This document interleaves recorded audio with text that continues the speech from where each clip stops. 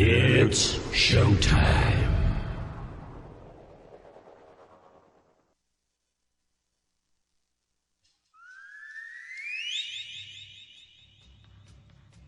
Okay, Tokyo, South America, Australia, France, Germany, UK, Africa.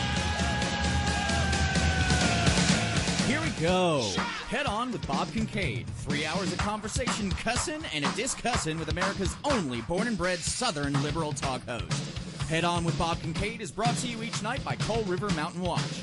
Coal River Mountain Watch invites you to become part of the solution, part of a sustainable future, part of the uprising against mountaintop removal. Coal River Mountain Watch, crmw.net. And now, from high in the hills of beautiful West Bicod, Virginia, here's Bob Kincaid on the Head On Radio Network. Well, howdy.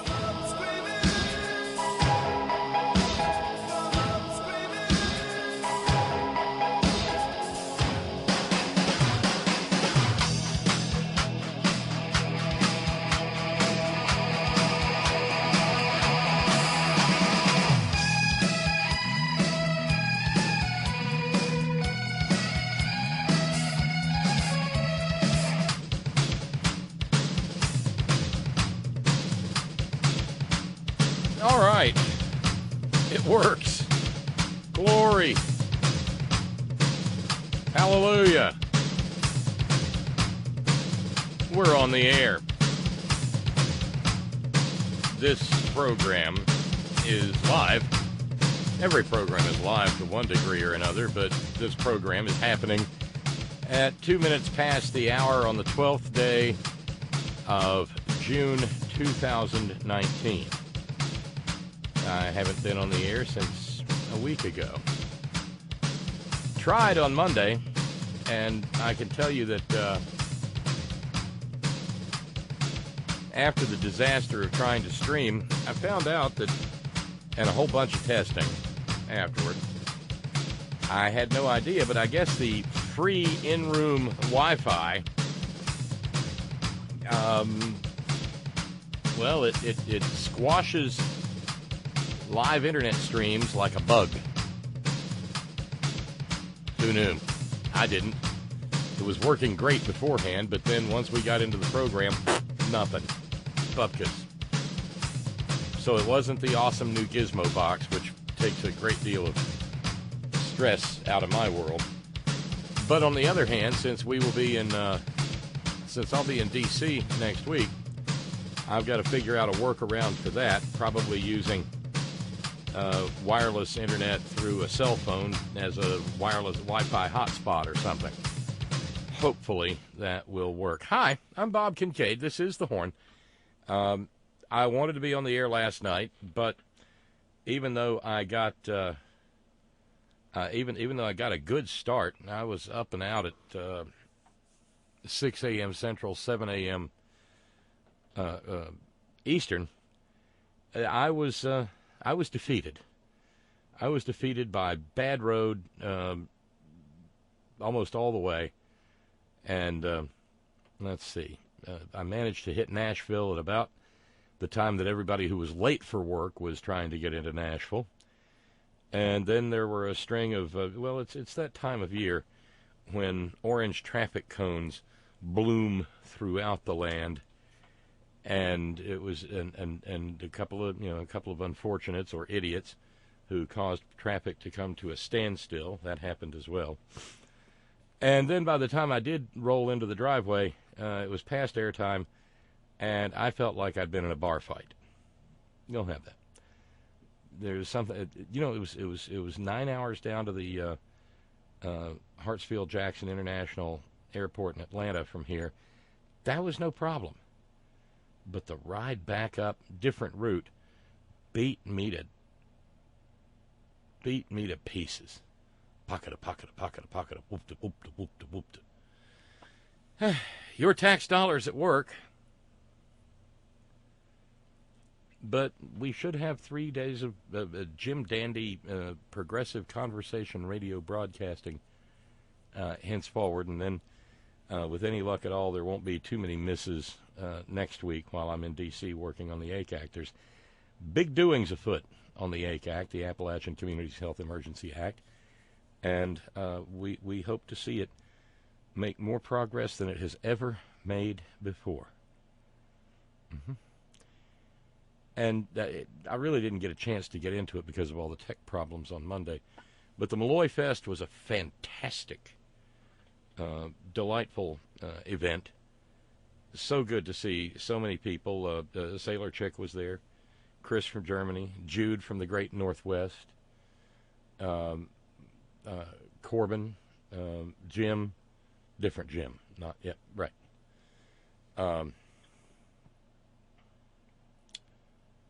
So and new friends, old friends. It was a delight, and I think the food was.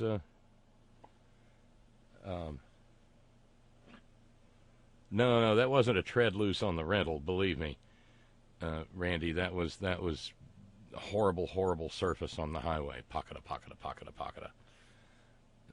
Yeah, just the seams in the concrete and whatever.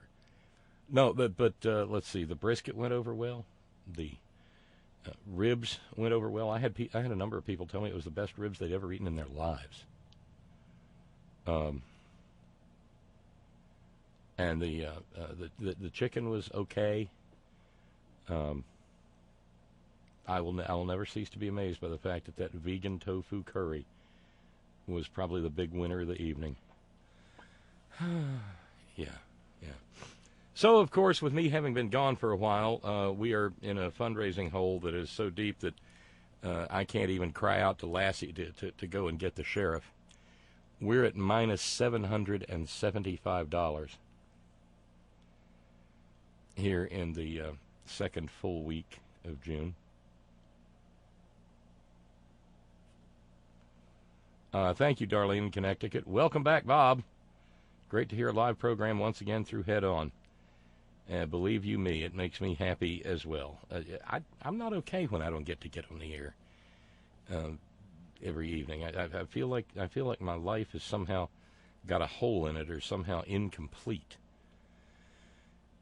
Because there's so much to discuss out there, and when a couple of days go by, you just feel like it. Well, and the conversation we have here is amazing to me. And of course, every program here begins with thanks. So thanks very kindly to Gordon and to Suman and Paul.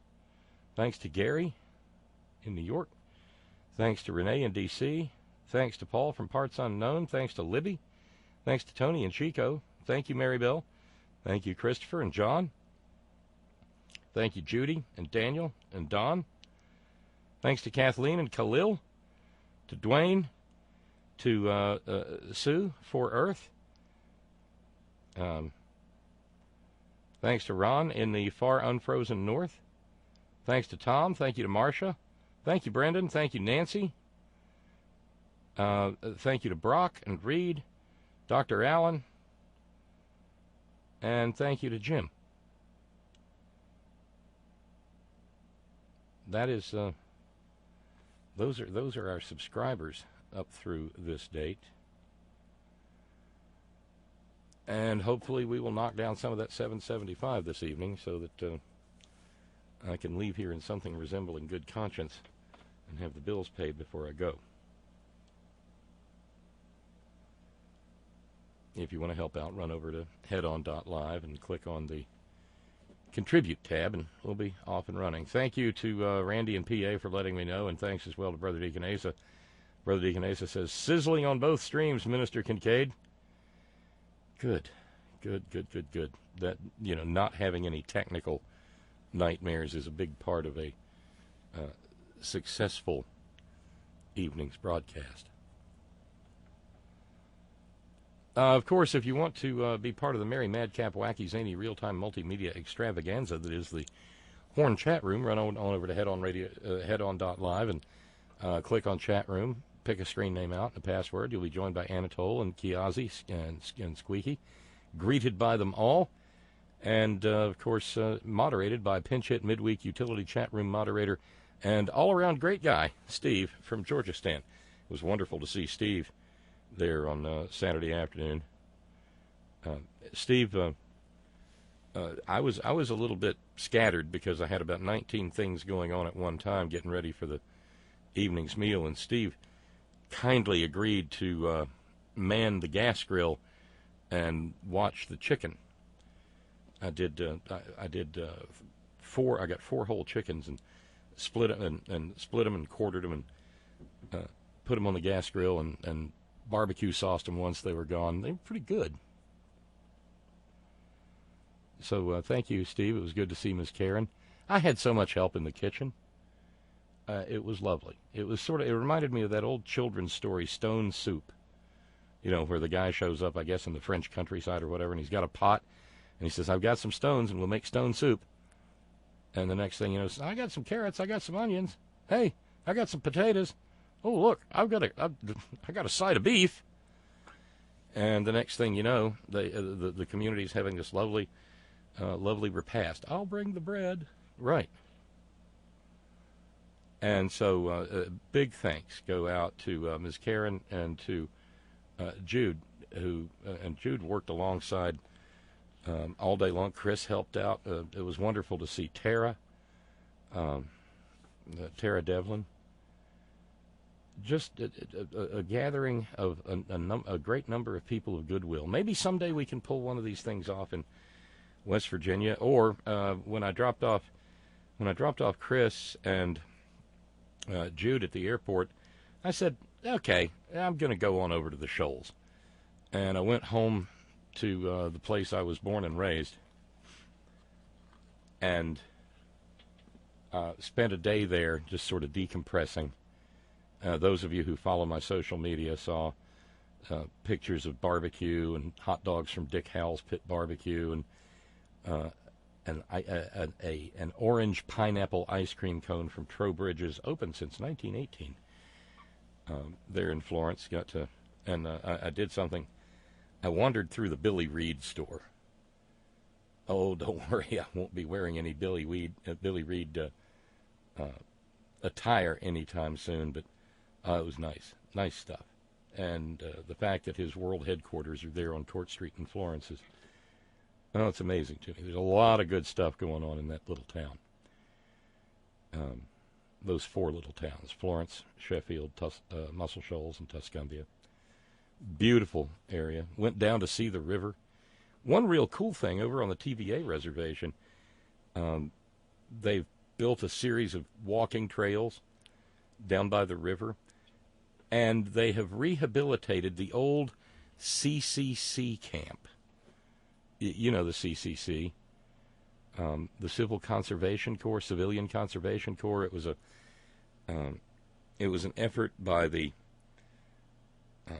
FDR administration under the New Deal to put millions of young men to work, and they built necessary infrastructure.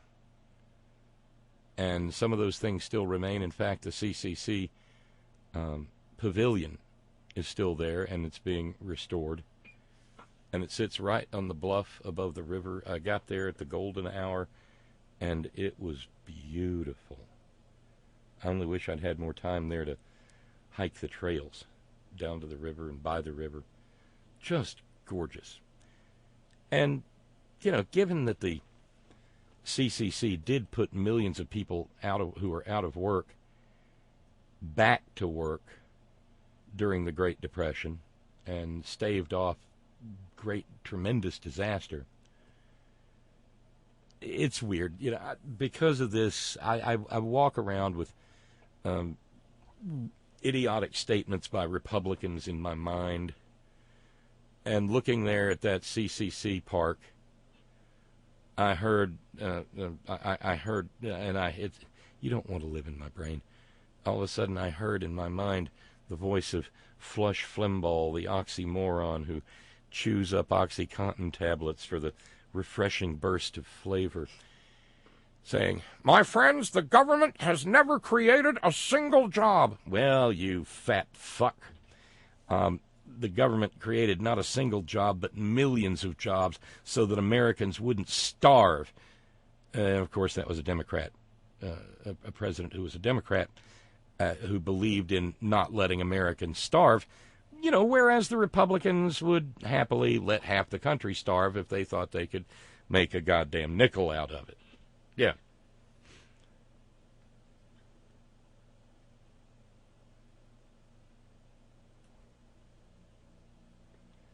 Note from Steve in New York. Steve's getting us started on the $775 fundraising hole. I'll put up a $15 challenge. Well, thank you, Steve. So if somebody will meet that 15, we will be only $735 or $45 in the hole, ciphering. Thank you, Steve. Thank you very kindly. Steve adds, I don't know what it is, but I have for some reason begun to appreciate really good hot dogs with kraut, ketchup, mustard, and relish. Is it me, or are good grilled hot dogs really good? Well, it's like Anthony Bourdain said.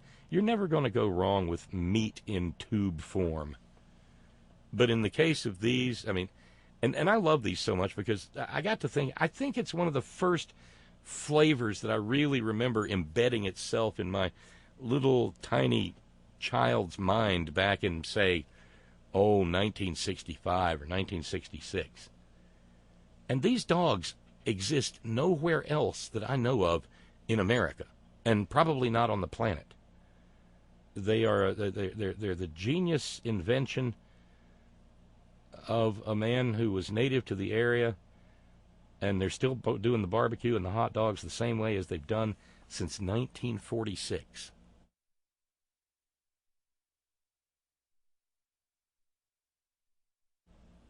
Yeah, what is that, 70 years? I think they're on their fourth generation. And they're simple. It's a split weenie and this magnificent slaw that I talk about all the time. And that's it. And Mondays are dollar hot dog day. I brought home a sack. And Ferg and Lorelei and Margaret were thrilled because they reheat real well, especially if you put them in the oven. Not the microwave, the oven. Brings them back to life real nicely. And they wrap them up real tight. So they're not like big and fluffy. No, you can just boop, boop, boop, boop, and gone. And $3.75 on Monday gets you a dog and a barbecue.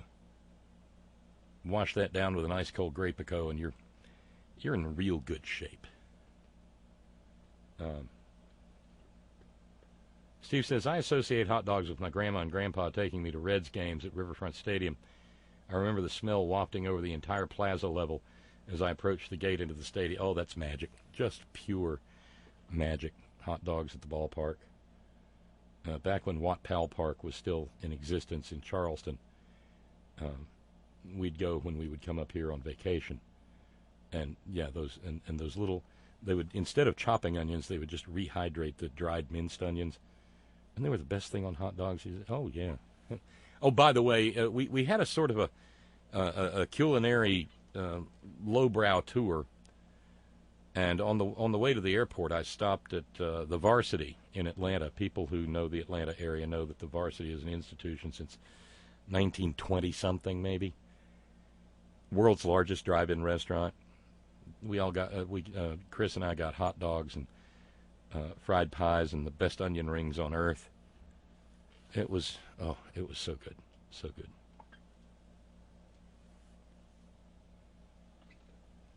good. Subject line, help in the kitchen. Scott in San Diego says, I have in mind that scene in The Big Chill with everybody pitching in, cooking, and dancing to Motown music. We were missing the music, but it was, the cabins where this thing was held were exquisite.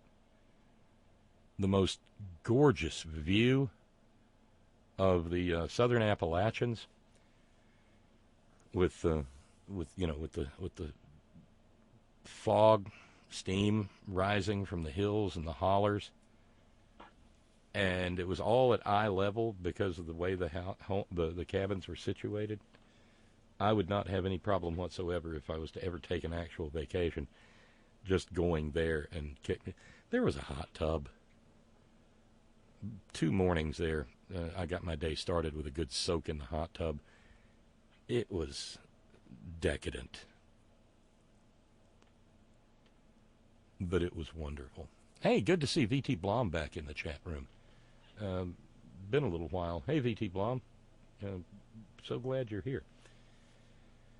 And so more, other things will come to mind through the course of conversation along the way. But it was a magnificent weekend, and thanks for all the hard work that went into it.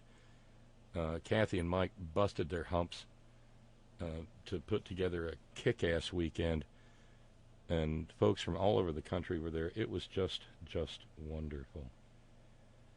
Billable Rick's engaging in some gimmick infringement. Bob, you will be hearing from Ron and Raleigh's lawyers. I heard that you had a ton of rain at the Malloy-thon last weekend. How did you manage to do that again after all the rain that we had in November? Is your presence at both events a coincidence? We didn't have that much rain. They canceled the Highland Games on account of anticipated rain and lightning. And then on the Saturday of the Highland Games, when everybody would have been going to the Highland Games, nothing. There was next to no rain at all. It was rather nice, as a matter of fact. Yeah, there's something special about that area of the Southern Appalachians. I think the specialness comes from the fact that no one's blowing them up. No, there were no massive explosions to be heard for miles around, because those people there, North Georgia, have figured out that their mountains have more value intact than they do being blown away and scraped at and gouged and tormented, and the people around their roundabouts being poisoned to get at crummy little 6-inch seams of coal. Maybe they don't have any coal. I don't know. I can say that, and by the way, I found a roadside stand selling boiled peanuts, and several people tried boiled peanuts who had never had them before. They're yummy.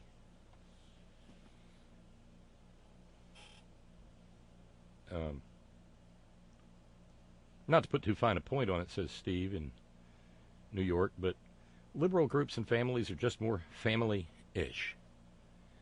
Yeah, I think so. Stop it, Bob, says Lee in New York. Stop it, Spock.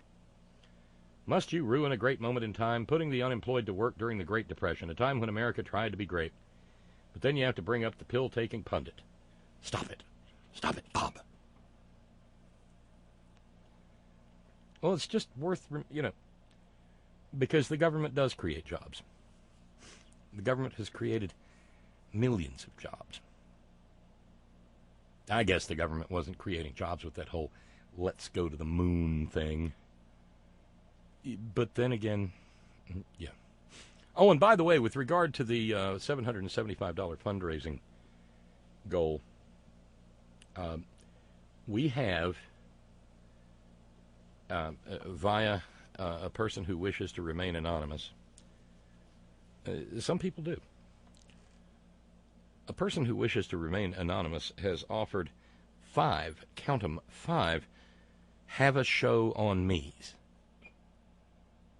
And so that means that everything up to for now until it runs out, every dollar gets doubled up to $1,000, and that would get us caught up and into next week. So that is huge. If you want to see your money get doubled, then this is the time to do it.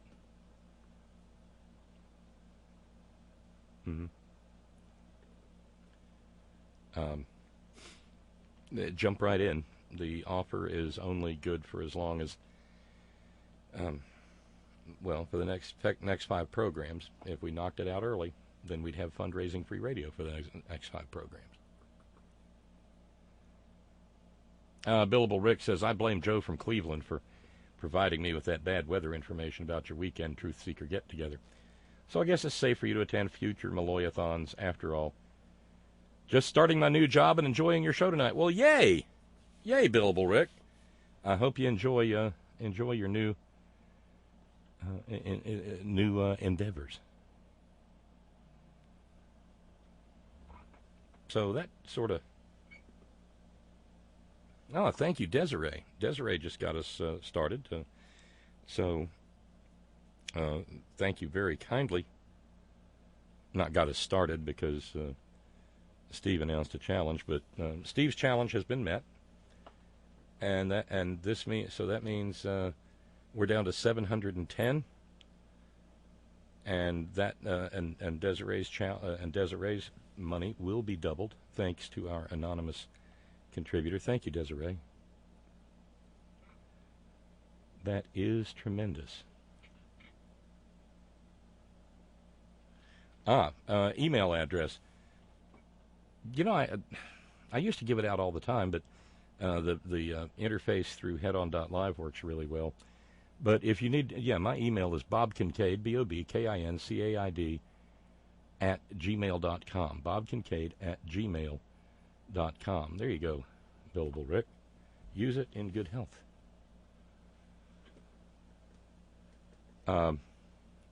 Scott in San Diego, hot dogs and how to enjoy them. In deference to Steve in New York, I'm sure that a good New York dog with ketchup, mustard, and kraut is nice.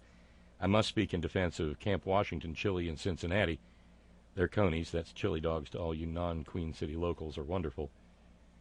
Is that the chili with the cinnamon in it?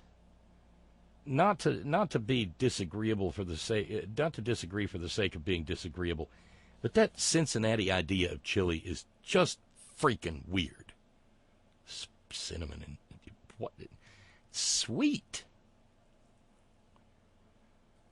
but it is beloved to folks of the Queen City area. No doubt about it. Oh, and well, no, I better save that for later. We're gonna have something fun to announce here fairly shortly, based on a conversation that took place whilst in Georgia. Might make for some fun summertime broadcasting. Something I've been talking about for a long time may be coming to life, and the person who needs to, she knows.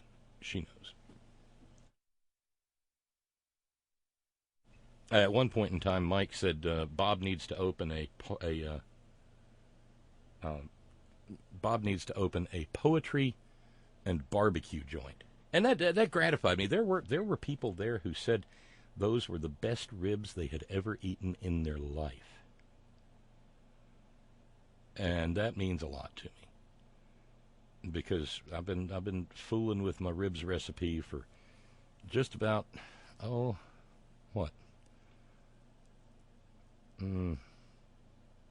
38 years, and so maybe we've gotten it down to a science.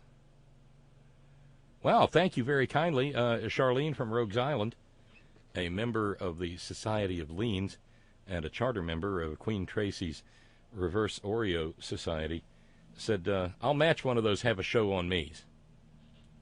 Huge. Thank you, Charlene. Thank you. So what does that mean?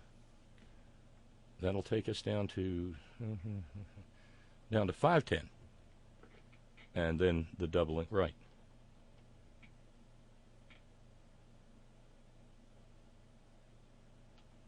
Thank you very, very kindly.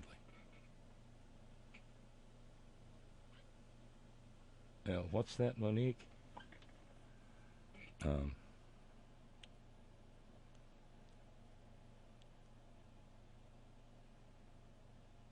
Eating cinnamon and chili is weird. What's in a hot dog, Bob? LOL. Not cinnamon. Not in chili.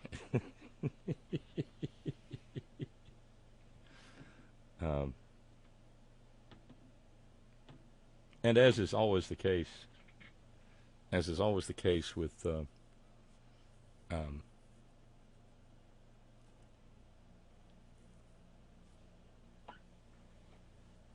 so much of the good food down there, most of it is born of poor people making the best of what they had at hand, and most particularly the community of color invented the cuisine of the South. Chris and I sat down to a dinner at a place called Southern Charm, which presented you, by the way, with a Bible verse on the way out the door. Yay.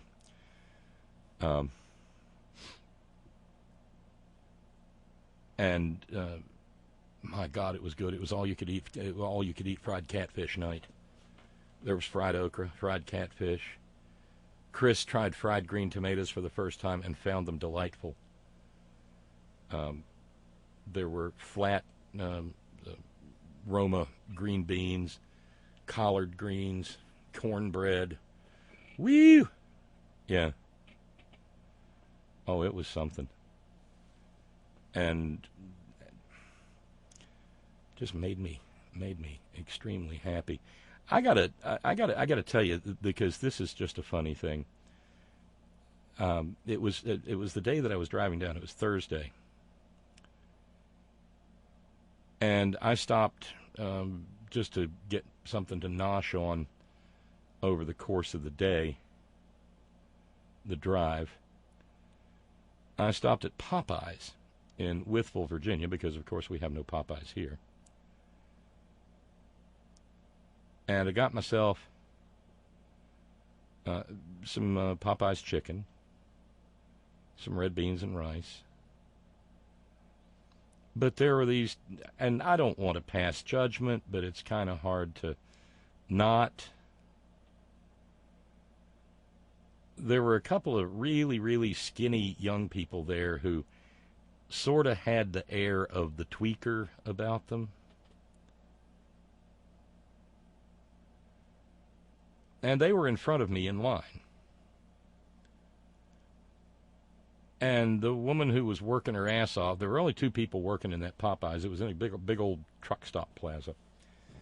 There was the woman in front was taking orders, handling the money, and putting the orders together. And there was one human being back behind the area who was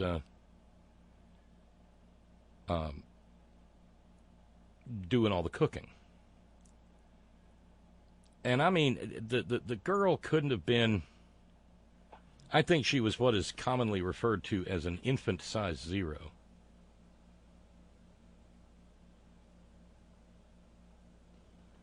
I mean, she had, probably had to run around in the shower to get wet. And stringy blonde hair. And the woman kindly asked her what she'd like. And she placed an order, and she said, and the woman behind the counter said, "I'm sorry, we don't have that. They're changing the menu, and they've quit having that chicken sandwich for." And the little stringy blonde said, "Well, God damn it, what the fuck?" This is a public place. Not that I'm of delicate sensibility. That's all I like from this goddamn place. Shit. Well, I guess I'll have it. And then she gave her order, and she looked at the boyfriend, who was about a foot taller than her, a couple inches taller than me, and said, "And what'll you have?" He said, "I don't want nothing." White people. But I couldn't help noticing that he had a tattoo on his neck. Lovely script. And he walked around behind me, and he started fumbling around through the condiments, the ketchup, the hot sauce, the whatever. I said, "What are you looking for?" "I'm looking for that goddamn blackened ranch. Good luck getting any of them people behind the counter to pay attention to you." I said, "Well, son, maybe if you didn't speak to them like they were dogs, they'd be more inclined." And he looked at me, and he just gave me that cow looking at a new gate look, because I don't think he understood, maybe 1 out of 15 words, if there were that many words there. But I noticed the tattoo on his neck, and I committed it to memory, because as soon as I got back out to the car, I called back to Horn Central here, the magnificent Kincaid mansion, And I said, honey, I need you to look up a Bible verse for me. Well, yes, dear. And then I explained to Agnes why I needed the Bible verse. There's Bible verses on buildings, on billboards, on... It's the South, and this was Virginia. It truly is a theocracy, without a doubt. Steve knows where I'm going. Steve in New York says, was it only God can judge me? Very close, because those of you who are familiar with this program know that I'm forever referring to, making reference to the guy with the tattoo on his neck that says, only God can judge me. No, it was just the name of the verse. It was Isaiah 54:17. And when I called into the home base here, I said, Agnes started looking, I said, now make sure you get the King James Version, because that's the real Bible. Isaiah 54:17, because it is prayer meeting Wednesday after all. No weapon that is formed against thee shall prosper, and every tongue that shall rise against thee in judgment thou shalt condemn. This is the heritage of the servants of the Lord, and their righteousness is of me, saith the Lord. Like pulling goddamn teeth to get these people behind the counter to pay any attention to you. Yep, servant of the Lord, Isaiah 54:17. Them goddamn liberals got their boots, their jack boots down on our necks right there where it says only God can, the tattoo that says only God can judge me. And of course the grand irony being, the members of the tribes in the community of the children of Israel will know that there's a proscription against getting your body tattooed. Because that's one of them things that the servants of Baal and Marduk and those other gods that did. And the children of Israel were prohibited from getting really cool-looking tattoos and whatnot. The irony of getting a tattoo of Isaiah 54:17 on one's neck when tattoos are verboten. Yeah, wasn't lost on me. I knew it was going to, but I knew that's what it was.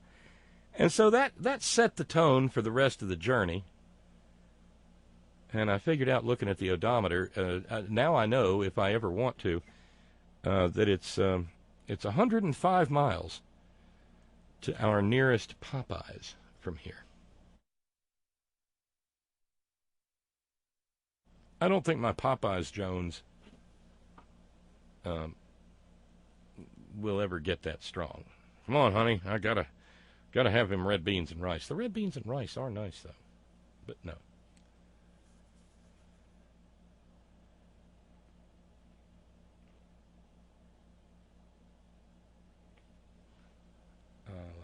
So, just little snippets of things picked up along the road.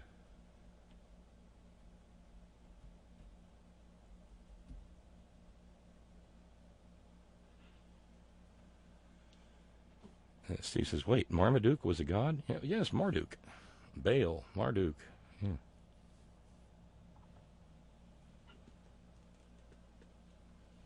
Yeah. Megan says, Bob, you need this bumper sticker. Yes, Jesus loves you, but everyone else thinks you're an asshole. Precisely. Yeah, that certainly was the case with those two. Oh, and I neglected to mention something. Steve and Miss Karen brought me a bottle of habanero barbecue sauce, and yes, it made it home, and a jar of that It's Alive probiotic kraut. I've already been into it. It was fizzing and hissing and bubbling like a living thing it was yummy. Oh, it was yummy.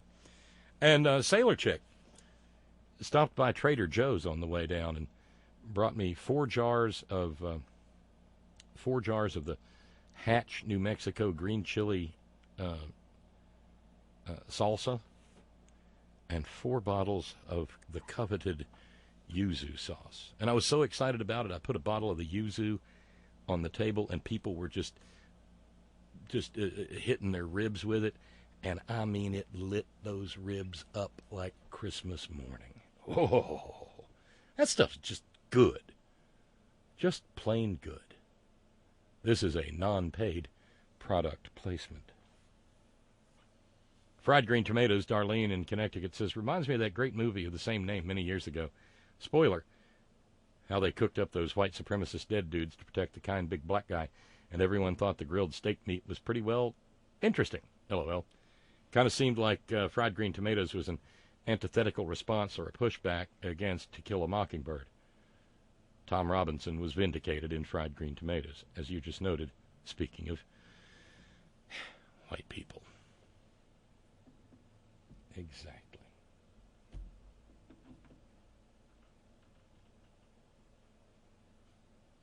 So I just wanted to get some of that, just do a little brief recap before we got into all the madness, because there is an abundance of that.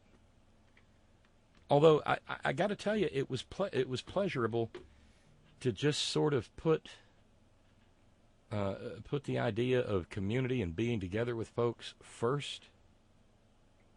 It was delightful. And just to focus on making sure people had a good time was a joy, a consummate joy. Oh, and a program note. We will be joined tomorrow evening. It's been a while, and he has promised to show up. We had planned this for a couple of occasions, and he didn't make it because work kept him away. But our buddy Dan Fisher is going to be popping by tomorrow evening.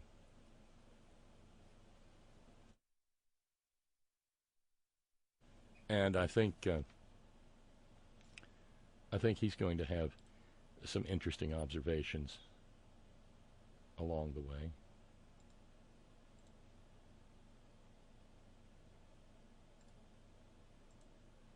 But like I said, it is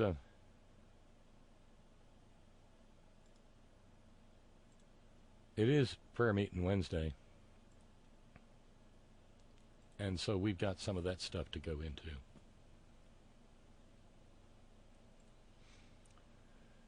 Because, well, they never let up. And it just wouldn't be any fun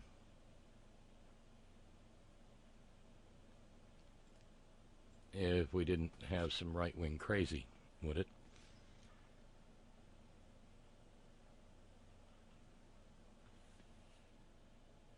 It's Pride Month, and that, of course, is driving white-wingers to distraction. It really just, it does. It just makes them, it brings out their hatefulness in an even greater relief than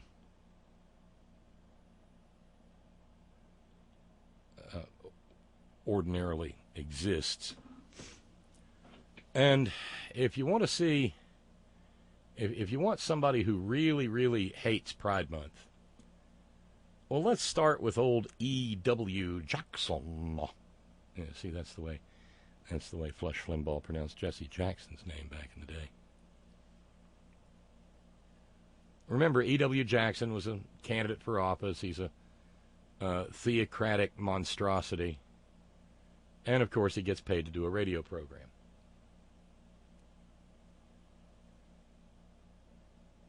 And he's all worked up, of course, about the rainbow flag. I mentioned on Monday when I was trying to get a program together that a woman in Poland has been charged with a crime for creating an artwork that shows the Virgin Mary with a pride rainbow halo. She's been charged with offending religion because Poland has gone full-on right-wing fascist. Offending religion. How about that? Which basically means offending the Roman Catholic Church. One, nobody has any idea of what a little 13-year-old girl named Miriam looked like. And two, it is merely the rainbow flag is a manifestation of the fact that human beings come in all colors, all genders, the spaces in between, and that we are, in the words of the Bible, all of one blood.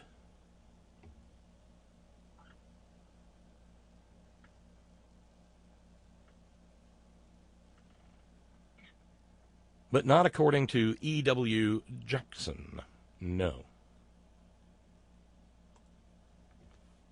The President of the United States, President Donald J. Trump, gave an order that contradicted the order of President Obama. President Obama, 8 years ago, gave an order to the State Department that during June, Gay Pride Month, you may fly the rainbow flag at every embassy in the world. Wow. And so the rainbow flag under President Obama flew under the American flag at every embassy in the world under President Obama. President Trump came in and said, no, we're not going to do that. You're going to fly only the American flag at embassies, and we're not going to fly the rainbow flag during June. Well, guess what? You got people in the embassies who say, we don't care what the president said, and you're flying them in some cases anyway. Wow. Most people don't know that these State Department folks are defying the President of the United States to fly the rainbow flag. That's an accursed thing. The rainbow was given to us by God as a sign that he would not destroy the earth by water again. Yeah, that's true. I mean, to the extent that, it's true that that's in Genesis. Whether it's true that the great big bearded juvenile delinquent in the sky actually destroyed the world by flooding, that's another question. Ancient peoples were astonished by massive displays of natural force, and of course they had to ascribe it to some great big bearded juvenile delinquent in the sky. And the Noah story is a plagiarism of previous mythologies that existed long before the Genesis was even a thing. There's very little original content in Genesis. And many of the stories there meet the criteria of the sort of hero with 1,000 faces stuff that Joseph Campbell so adeptly identified.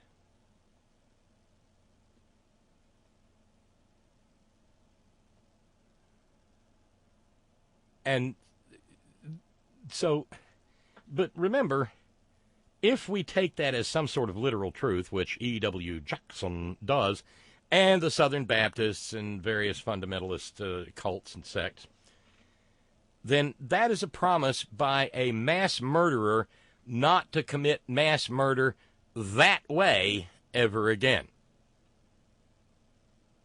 Because the God of Genesis is a big bearded juvenile delinquent in the sky who is in fact a mass murderer, a genocidalist.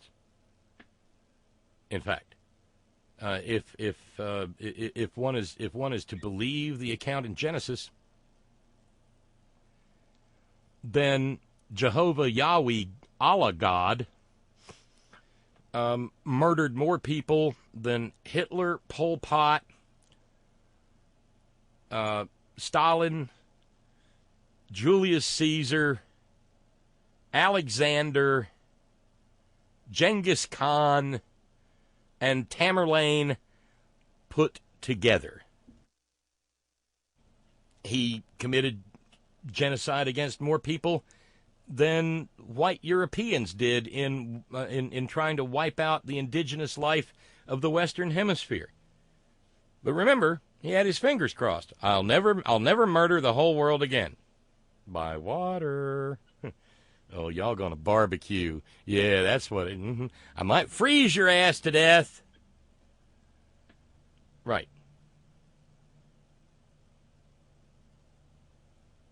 So, right.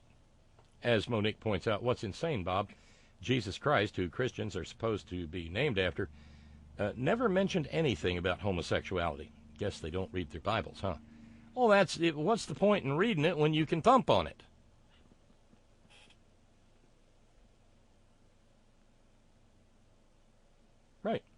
So, back to E-dub. And you're going to appropriate that as pride in homosexuality? Are you kidding me? Talk about blasphemy. Talk about arrogance. Talk about boldness. Talk about shaking your fist in God's face. Talk about fashion sense. And say, lighting the White House up in rainbow color. Yeah. Thanks to Right Wing Watch. Somebody there really does take one for the team a lot. And speaking of Pride Week, I got a note. I got a note from Matt in San Francisco a couple of days ago. The note said, "It's obvious from that hairdo that she does not have any gay men in her life. Bless her heart." And we all know what bless her heart means. God love her, she can't help it. In Texas, of course, oh, sorry, Kyle in Kentucky points out, you forgot to tell us to get the hockey puck. Get the hockey puck, because this isn't over. Headline, Texas County Commissioner refuses to sign Pride Week proclamation, and it is accompanied by a photo. If Agnes was back here, she would be looking at the photo and saying, no, just no. You know the wig that they put on the great actor Fred Gwynn when he was playing Herman Munster? Yeah, this makes it look like Herman just stepped out of a Vidal Sassoon salon. Texas County Commissioner Carolyn Vaughn insisted on reading a statement last Wednesday, and John Brideveau, where are you? Because this was in John Brideveau's county. Nueces County Commissioner's Court meeting in Corpus Christi. She insisted in reading it in the record because the county commissioner's court in Nueces County, Texas, had prepared a Pride Month proclamation. Among other things, the proclamation recognized the Mosaic Project of South Texas's 4th annual Pride Week, making particular mention of the lives lost in the Pulse nightclub shooting, and commemorating the anniversary of the marriage equality ruling, Obergefell, and generally providing uplift to the community.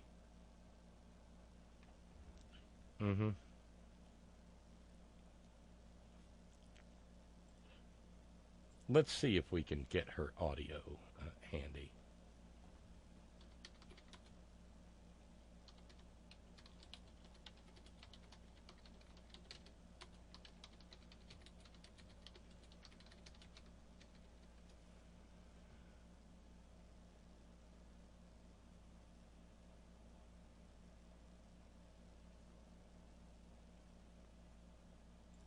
Here we go. And there are several pictures of her and her hair, and none of it's working out. But really, Carolyn Vaughn, tell us how you really feel. And what was intended to be a routine resolution at today's county commissioners' court meeting took a controversial twist. Now, it happened when Commissioner Carolyn Vaughn said that she could not support Pride Week, an annual series of events celebrating the local LGBT community. Our Nikila Pradier is following this story, and she joined us now. And Nikila, you said when we spoke with Vaughn after the meeting, she said she wasn't changing her position. Lee, Vaughn says that she was simply stating her personal beliefs, which she has the right to do. But members of the local LGBTQ community say that Commissioner's Court was not the appropriate place for her to share those views. I don't believe I did anything wrong, and I'd do it again. Carolyn Vaughn doubling down on her refusal today to support a proclamation for this Pride Week. She says her intention was never to attack anyone, and she shared her beliefs in a kind way. Look, guys, you have a right to your beliefs, but I do too. And just because you are the LGBT, whatever it's called, community does not mean that I have to suck it up and support it. The goddess of irony, of course, is holding Carolyn Vaughn in the palm of her hand because she used the word suck in her defense of her kind refusal to support. You know, it's kind. Sign the fucking proclamation. But no, I guess not. However, Vaughn's decision to specifically voice her opposition didn't sit well with Eric Olguin, the president of local civil rights group LULAC para Todos. Commissioner Vaughn was not elected to represent the heterosexual community only. She's there to represent everyone. He believes as an elected official, she should not take that stance in her official capacity. This is, after all, a woman, I will point out, who wears cheetah print tops to county commission meetings. I agree with Matt in San Francisco. She has no gay friends whatsoever. Zero. She's doing is implementing her personal biases and filtering it through that office. However, Vaughn says it's time for people to stop being quiet about what they believe just because others may get offended. I'm not judging them, but don't make me support you just because you're going to get mad at me if I don't. I'm just not going to do it. Olguin insists the LGBT... Well, then. So if people decide that they don't agree with the lifestyle of Texas county commissioners named Vaughn, then they have a perfect right to say, oh, I don't know, march around her house, carry signs, protest, bullhorns, because, well, I mean, we all have that right. Yeah, sure. Oh, well, hopefully,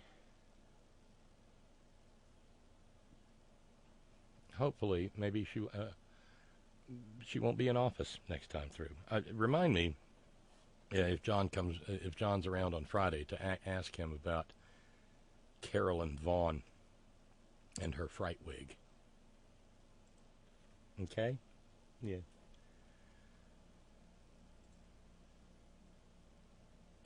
But now, back to E.W. Jackson.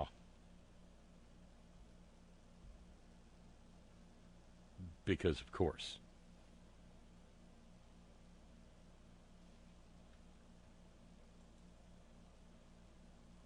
he was pissed off about it. So we know he hates... Steve in New York says...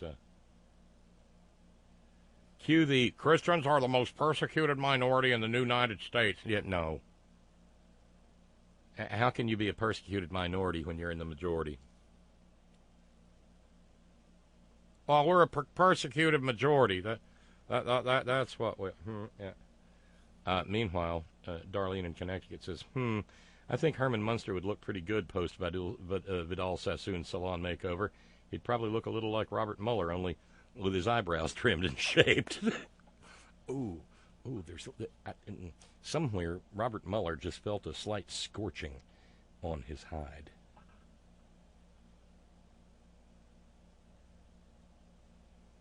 Matt in San Francisco says, personally, I think an appropriate protest would be to hand haircutting scissors around her rooftop like Christmas... hang haircutting scissors around her rooftop like Christmas lights. Or maybe just a phalanx of gay hairdressers. I'm not stereotyping, but gay hairdressers exist. Maybe just let them show up with their tools of the trade and chant, "Come out, come out, come out, come out" is enough, right? Right? Victoria, come out. We're here for you.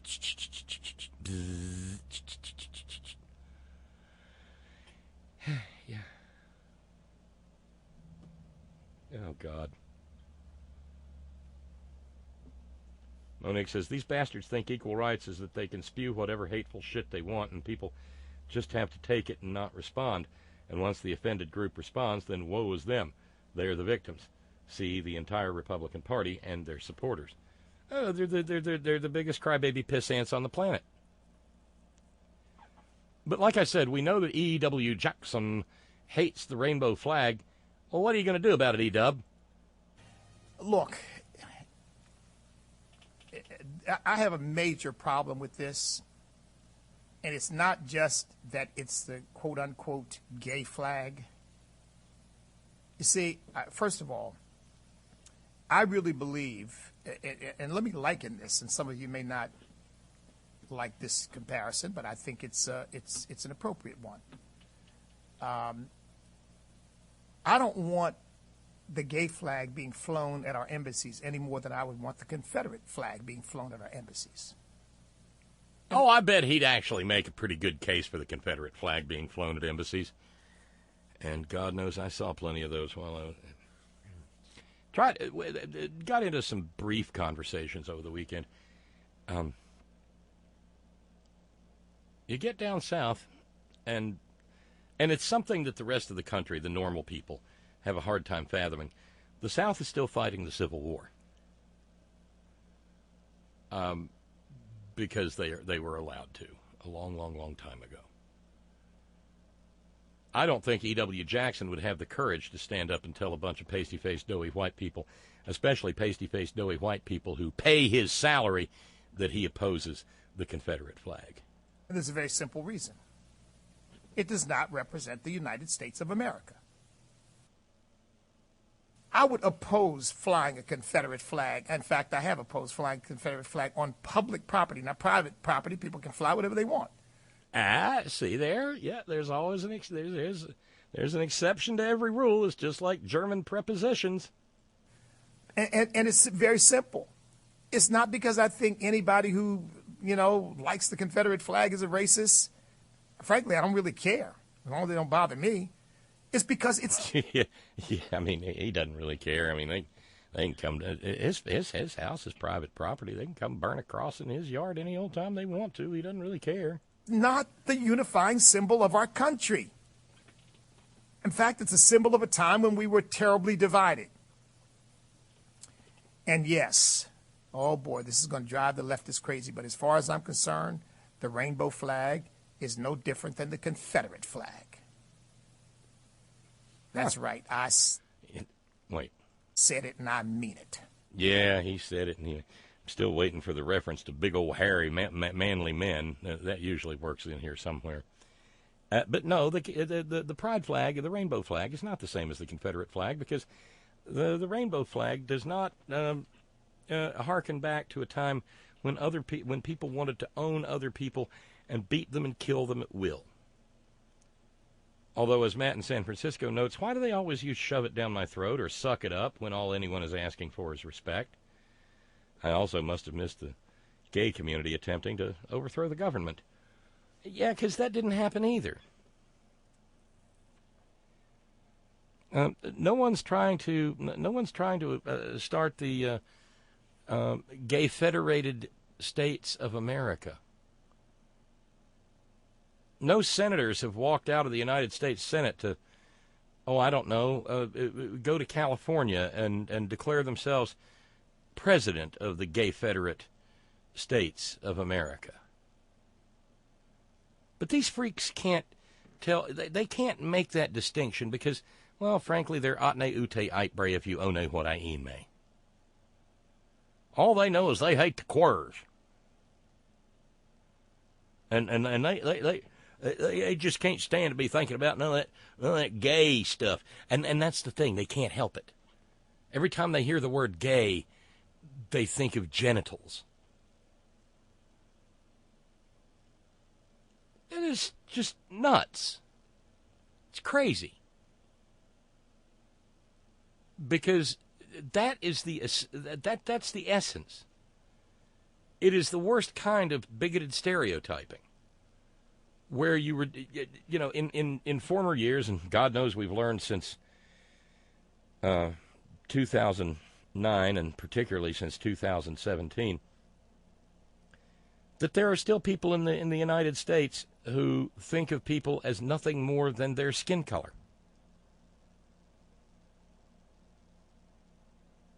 And that is a horrible thing to do to a human being.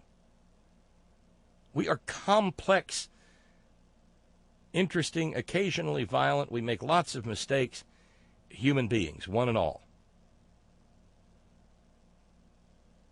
if skin color mattered, then it would show up at the Red Cross in blood donations. Oh, no, I'm sorry. And, you know, there are still people who think like that. Oh, no, I don't want any of that black blood. There was a famous MASH episode about that where they painted the dude with the racist with iodine. It was funny.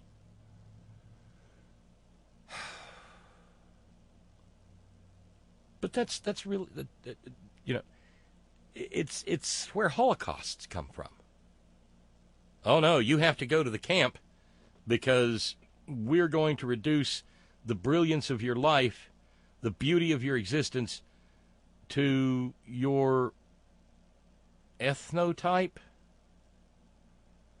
you're nothing more than how you worship. I mean, secular Jews were rounded up alongside the Orthodox and got the same treatment, but they were reduced to one denominational marker. I mean, what if we rounded up all the Baptists? I mean, we know they would immediately start passing the plate and raising money and probably making really good food and that punch that you make with ginger ale and pineapple juice and rainbow sherbet. But apart from that, you know, that would be wrong. Oh, I'm sorry, you've got to go to a camp. You're a Baptist. Then again, what are we doing on the southern border? That's why I'm way out in front of the curve in calling what's going on the southern border concentration camps. Because we are concentrating a particular group of people and incarcerating them under hellish conditions.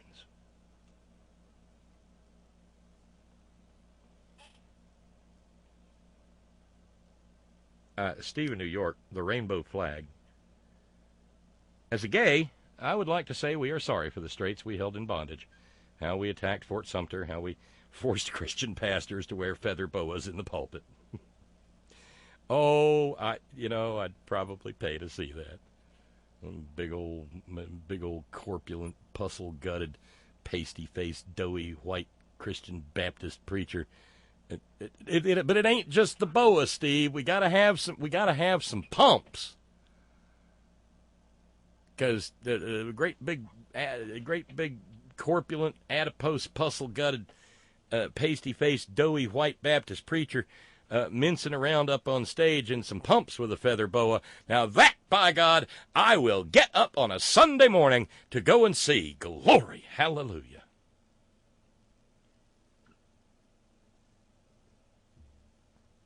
I mentioned blood in regard to in issues of race and ethnicity. Matt reminds me, for most of my adult life, I couldn't donate blood. Progress! True. Thanks for that, Matt.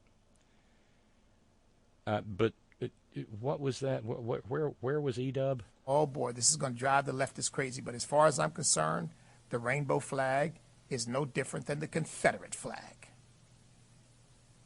That's right. I said it and I mean it. The rainbow flag is no different than the Confederate flag in that sense. It is a flag that represents the interests of a special group and their own interests, not the interests of our country. Yeah, but see, E-Dub, here's the thing. Nobody flying the rainbow flag wants to own your ass.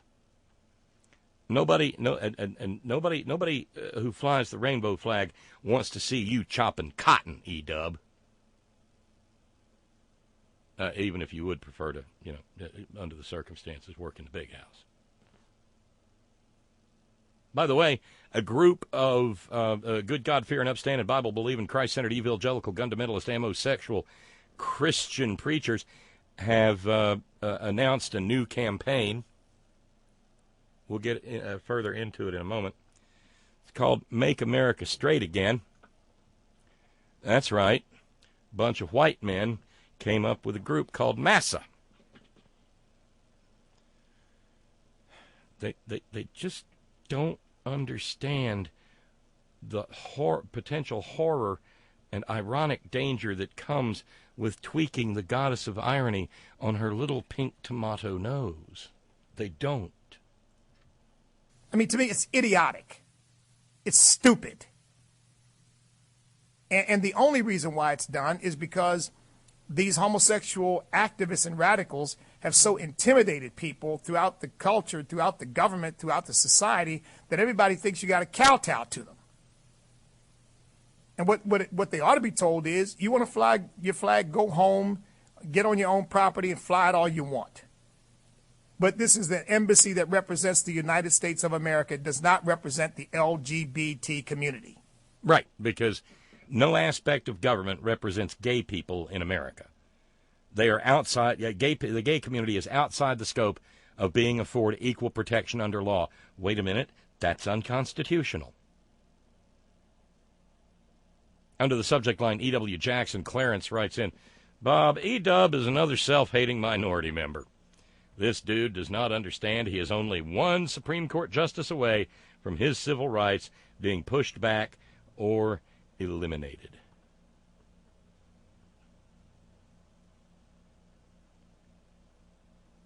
Lee cutting through to the heart of the matter.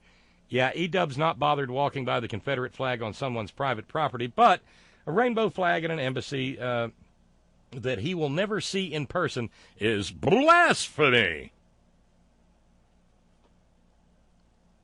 Adding obligatory Star Trek reference, young George Takei was in an American camp during World War II, a Japanese internment camp. You can find the TED Talk. Yeah, I'm aware of that. Matt in San Francisco says, we're so fucking radical. What it represents. The best-known six-stripe version of the rainbow pride flag was established in 1979 and still assigns a meaning to each color. Red for life, orange for healing, yellow for sunlight, green for nature, blue for harmony, and purple for spirit. Wow, that's positively revolutionary. Reckon anybody ever explained that to E-Dub? No. Because you can't explain that to E-Dub. You can't explain anything to E-Dub because E-Dub is just a filthy wad of bigotry and hate. It represents the United States of America. And so, see, whereas to me, flying some other flag to compete with the American flag is an insult. Unless it's the Israeli flag flying at, say, a meeting of Quifi, Citizens United for Israel, in which case the room is full of American flags side by side with Israeli flags. Ooh, but if a bunch of dreamers get together and want to carry the Mexican flag with them, God damn it, send them back! It's an insult. Because I have no relationship to that flag, just like I have no relationship to the Confederate flag. Okay, let's go back to Matt's email.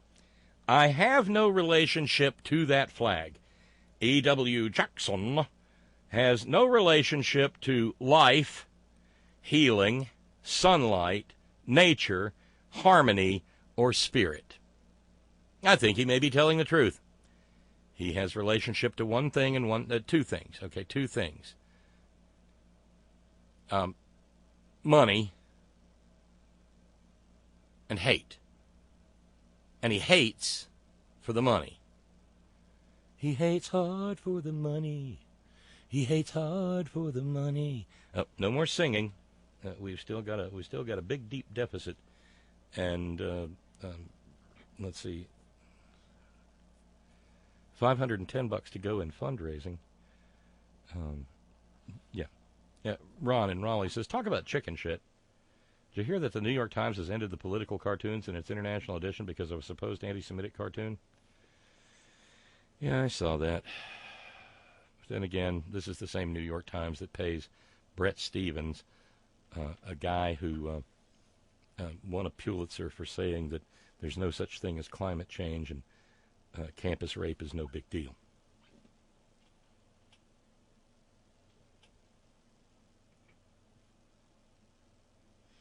Yeah, that's bad. Kyle says, I screamed so loud when you played E-Dub that my cat, who was sleeping on another level of our house, is still wondering why I was yelling at him to shut the fuck up. It's not you, baby. It's not you.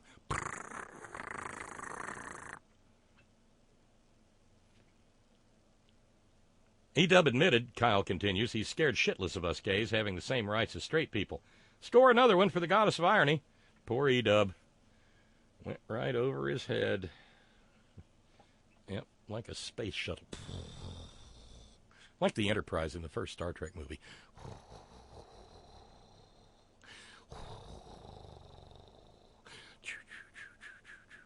Yeah. No relationship to the rainbow flag. And if people want to fly that on their trucks and fly stuff like that on their cars and put stuff like that on their houses, more power to them. Yeah, because, I make a judgment. When I see Cletus out there with his rolling coal diesel pick-em-up truck and 2 Confederate flags strapped to the back of it, cruising down the highway, I make a certain value judgment about Cletus. Because Cletus is telling us who he is. Cletus is flying a flag that was flown by people who were willing to slaughter their fellow Americans in the name of continuing to be able to own other human beings. Cletus is flying a flag that was carried by the Night Riders as they murdered people in the dark and still of the night who had no way to defend themselves. So yeah, I make a value judgment about Cletus based on his Confederate flag. Now, if we assume for a moment that there are queerbillies with pick-em-up trucks who drive around with rainbow flags, well, one, in a place like this, they would be promptly stolen. But 2, I can make value judgments about that person, too. I can say that that person is probably not only tolerant, but accepting of his or her other fellow human beings. That person wants to see, that person knows, recognizes that an America with expanded rights for people is a far better place than an America where only a few people have rights.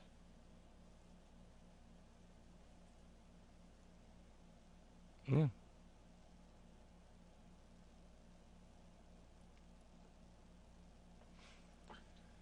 Yeah. We live in a free country. I will defend your right to do that. I'm serious about that. I defend your right to do that. But don't put it on public property, because public property belongs to all of us, and all of us aren't down with that. Okay, so just remember, okay, so jot this down for me, please. Somebody's got to keep notes. It's the 12th day of June, 2019. We are 6 months away from the war on Christmas. So, about that time, when we've got a clip of E.W. Jackson having a shit hemorrhage over, say, some atheists who don't want to see a nativity scene on the lawn of the county courthouse because it's an impermissible establishment of religion by the local county government, who don't want Christian religion shoved down their throats. Remind me of this evening, would you? Because as sure as God made little green apples, and if you eat too many of them, they'll give you a bellyache in the runs, E.W. Jackson will be fulminating about exactly that in exactly 6 months' time. At which point it would be handy to be able to reach back. I will defend your right to do that. I'm serious about that. I defend your right to do that. But don't put it on public property, because public property belongs to all of us, and all of us aren't down with that. Yeah, and all of us aren't down with idols of little baby Jesus and Mary and Joseph and wise men and camels and sheep and goats and no pigs, and shepherds and stars and angels. We aren't down with that. Doesn't he sound so hip when he says down with that? My goodness gracious, he's certainly probably reaching the young whippersnappers with hip cat language like down with that. Mm-hmm. In fact, most of us aren't. The idea that a man should be attracted sexually to another man is... Yeah, we knew we'd get there, didn't we? It's been all about burning the rainbow flag and everything, but sooner or later, you know, the goddess of irony is going to force him to give himself away, to out himself, as it were. Lie. But that a woman should be attracted sexually. Us aren't. The idea that a man should be attracted sexually to another man is a lie. But that a woman should be attracted sexually to another woman is a lie. We need to burn every rainbow flag in this nation. And not we, but the LGBTQ community needs to burn it and renounce that mess and say, Lord, forgive us for our sin and rebellion against you. And oops, he gave himself away. We need to burn the rainbow flag. Maybe he can burn some crosses while he's at it.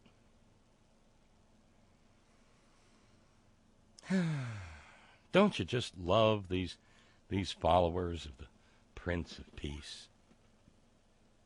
I mean, what could possibly go wrong? What could possibly go wrong in a country that, you know, they run?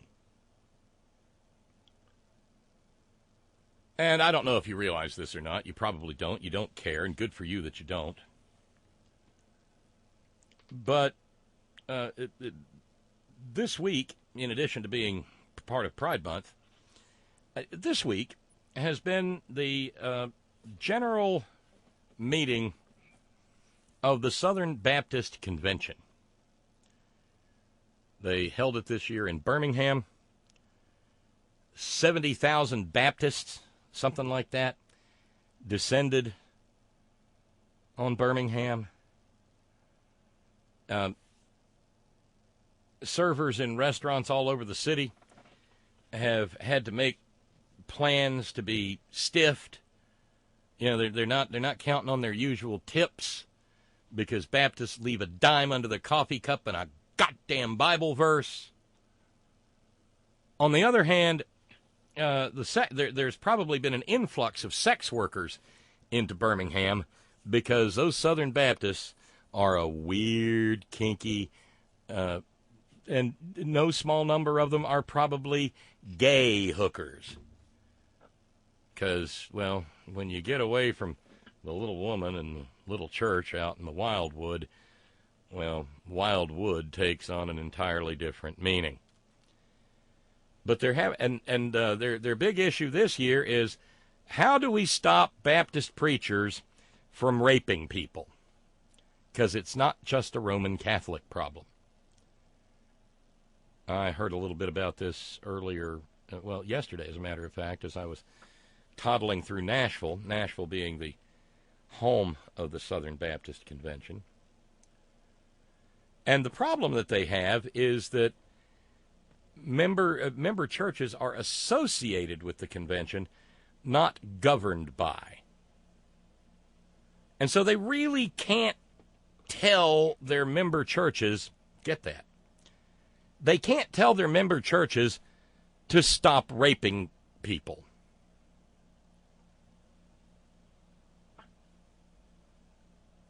That doesn't bode well for the future. But they're aware of it, and, they're going to propose some legislation, which I'm sure will be summarily rejected. One was that if churches don't cooperate, they can be removed from communication with the convention.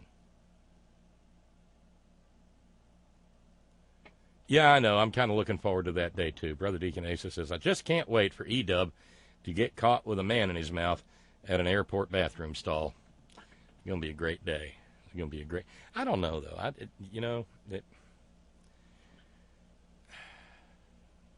I'm not going to get into that.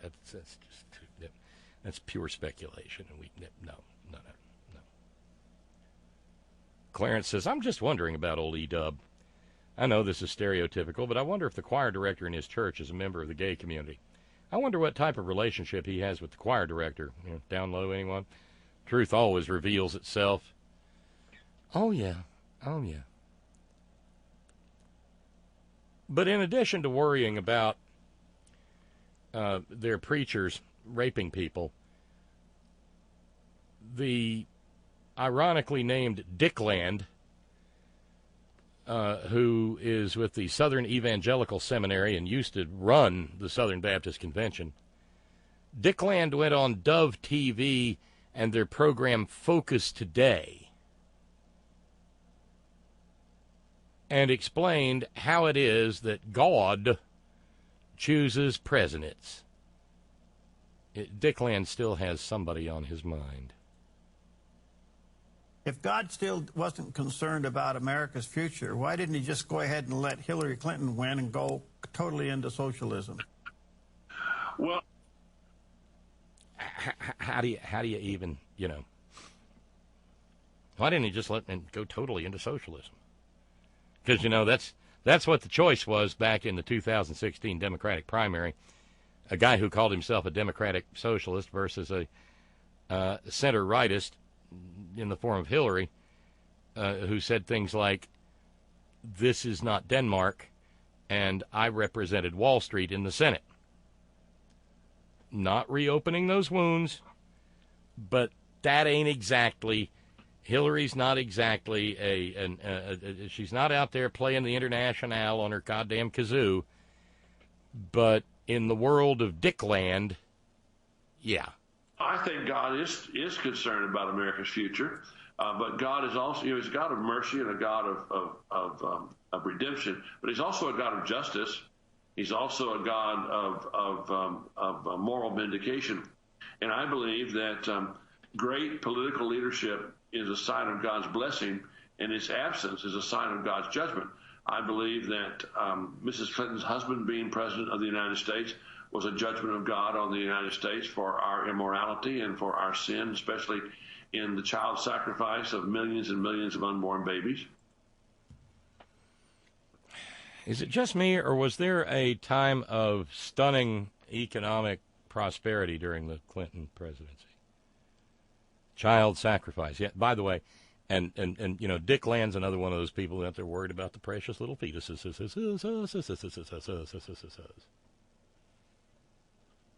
Right?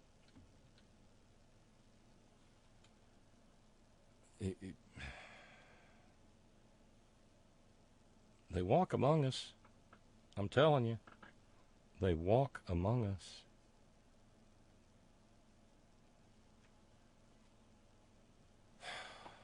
But that was a judgment on America by making us have Bill Clinton.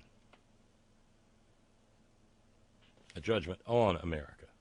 I believe that Barack Obama was a judgment of God on the United States for continuing down the road that we had been progressing under Bill Clinton. I believe that... Funny how he skips right over W, but never mind. I personally believe that Donald Trump's election shows that God has given us a narrow reprieve, a short-term reprieve, given us a little more time to turn back to him. Yeah. Children being put in cages represents God being good to America. The rejection of the rule of law under the Trump regime shows that God is giving us a reprieve. This statement shows us in dire clarity where these people want to go. They want dictatorship. They want lawlessness. They want fascism. And they will support it to the bitter end. Wow. Turn back to the God of our fathers before he sends even more judgment upon us. Yeah, more judgment upon us, like Elizabeth Warren, or, God forbid, Joe Biden. Yeah. Ron in Raleigh says, subject line, Confederate symbols. I just picked up the SPLC summary of Confederate symbols in the U.S. My state, North Carolina, has the third highest number of Confederate monuments and markers with 147. How many black folks does E.W. Jackson think are down with that shit? These symbols are on state property and their upkeep is paid for by all citizens. Fuck E-Dub. Well, you're free to. You have that kind of freedom, Ron, but me, I'll take a pass.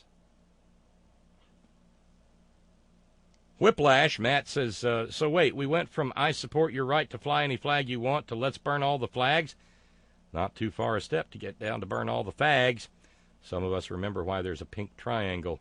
Shame on this guy. Well, it would have to be shame upon him because he has no shame of his own, Matt.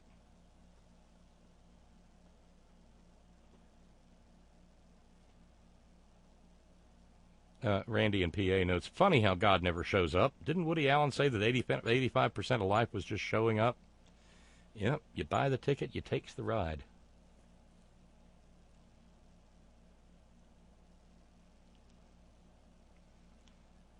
Lee in New York points out, burn the rainbow flag, and then he'll go to burning books. Oh, I'm sure he has a list. A long list.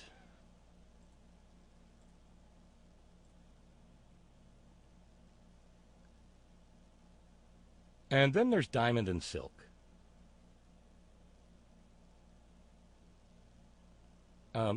Those two women of color from North Carolina, Lynette Hardaway and Rochelle Richardson,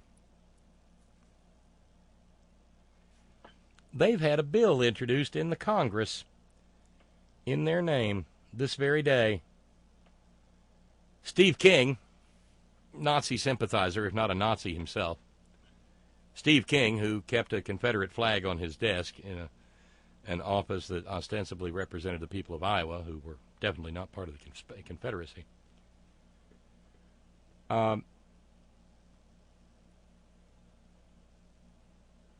Steve King introduced the Diamond and Silk Act,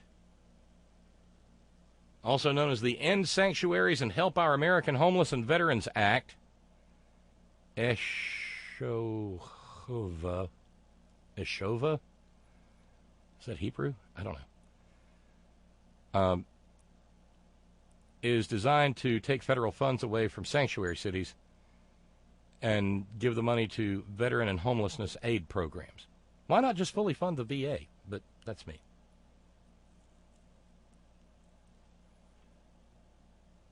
And Diamond and Silk, according to Steve King, were why he filed it. Because this is something that they came up with while they were filming a movie called Dummycrats. In Dummycrats, Diamond and Silk go to the West Coast, because they can't do it in North Carolina, to talk to homeless people on the street and complain about poop on the streets of San Francisco. Because that, I don't know if you know this, and Matt is in San Francisco. Maybe he can be our a spot reporter on this. If you check in, and when I accidentally heard that neo-maxi Zoom dweeby Ben Shapiro when I was driving into Northwest Alabama the other night, it was a rerun. He was saying, "Oh, you can go to San Francisco where there's poop all over the streets, poop," and raged about poop on the streets of New York of San Francisco for 2 or 3 minutes. That's a thing in right-wing media now. San Francisco's just covered up in the poo-poo. Yeah. Steve King said, I found out that Diamond and Silk are even stronger on this than I was advocating, so they raised me up just a little bit, and I appreciate it.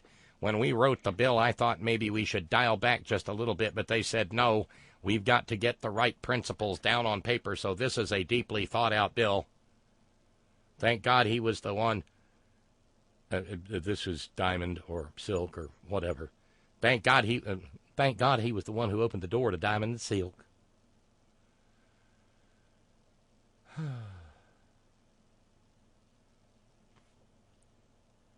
When reporters started asking about the fact that Steve King's been removed from all of his committees for being a Nazi, Diamond and or Silk, just sort of interchangeable. One of them says, yeah, and the other one does most of the talking. She said, this ain't about no Steve King. This is about our homeless, our veterans, and Americans, and poop in San Francisco. No, she didn't say that part.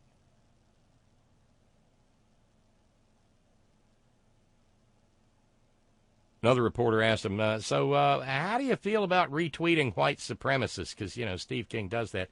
And Diamond and Silk, two black ladies, remember, said, you're going to have to tell us what white supremacism is. And you need to quit playing the race card.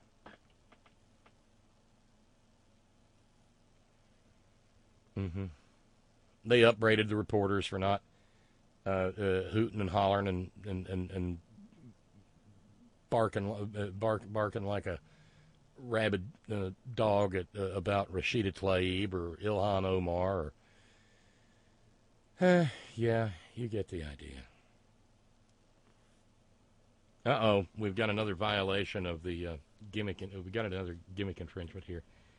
Irish Dave says, Bob, them two from the Tar Heel state are really named Zircon and Polyester. Yes, I know. I read the article at the Root. Tracy sent that to me. It is a brilliant takedown of Diamond and Silk. If you've got a minute, it's worth the effort. 10 reasons Facebook declared Trump's favorite black women, Diamond and Silk, unsafe. 10. By Michael Harriot.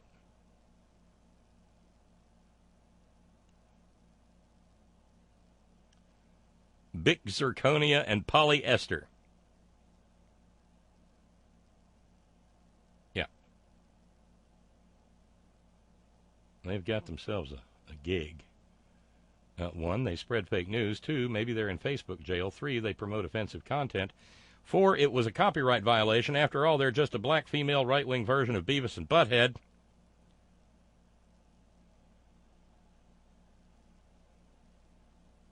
5, they were kidnapped. I still refuse to believe that these two women aren't being held at gunpoint in an undisclosed location by alt-right terrorists who forced them to shuck and jive for Slim Jims and Little Debbie zebra cakes. It's the Little Debbie zebra cakes that make it art.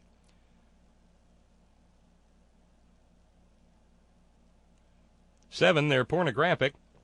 When I Googled ebony couple rides Republican penis while kissing white man's anus, purely for research purposes, the first 117 results were Diamond and Silk videos. 8, they're funded by the Russians. Only Vladimir Putin would believe that anyone could find Diamond and Silk interesting. I still find it hard to believe that the duo aren't a pair of computer-generated Russian bots. 9, they're racist. One day we'll find out that Diamond and Silk are just Milo Yiannopoulos and Richard Spencer wearing blackface and Remy No. 5 weave. Good stuff.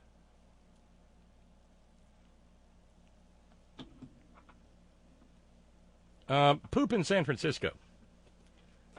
Matt writes, like any major city that has designed policies to attract high tech without taxing them appropriately, we have more than our share of homeless people.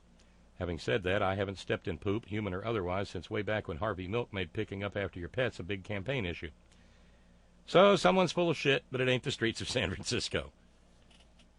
I'm not recommending you check out right-wing radio. It's not good for you. But any nominal survey will find, tracing these things is an interesting process, just to find out where it comes from. But the poop in San Francisco trope blossomed fully formed, as if like Athena from the head of Zeus. And it's all over Fox News, TV, Radio Rwanda. It's all over right-wing radio. My friends, you can barely take a step in San Francisco without being up to your ankles in poo. I would know. That turns me on. I keep my wife in a pit.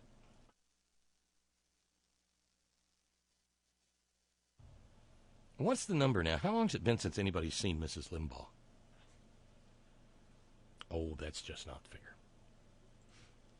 Meanwhile, since it is Prayer Meeting Wednesday, this.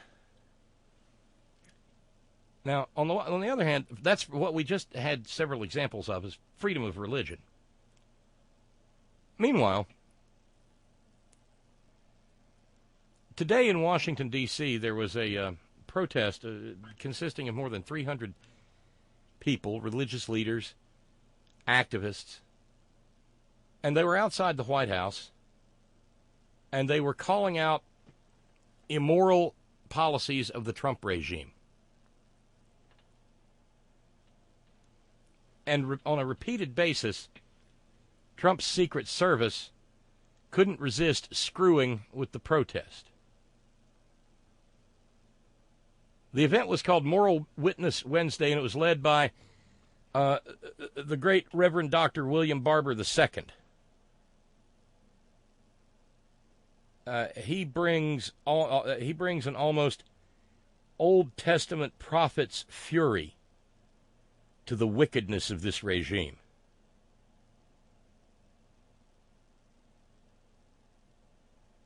And there were 17 other religious leaders from across the faith spectrum there.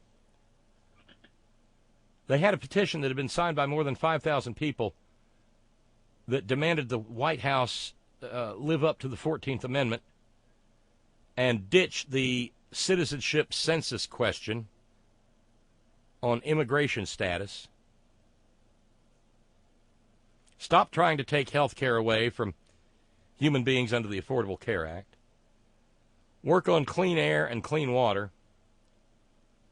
Create a humane immigration policy and stop putting children in cages. All of these things are impossible for the Trump regime.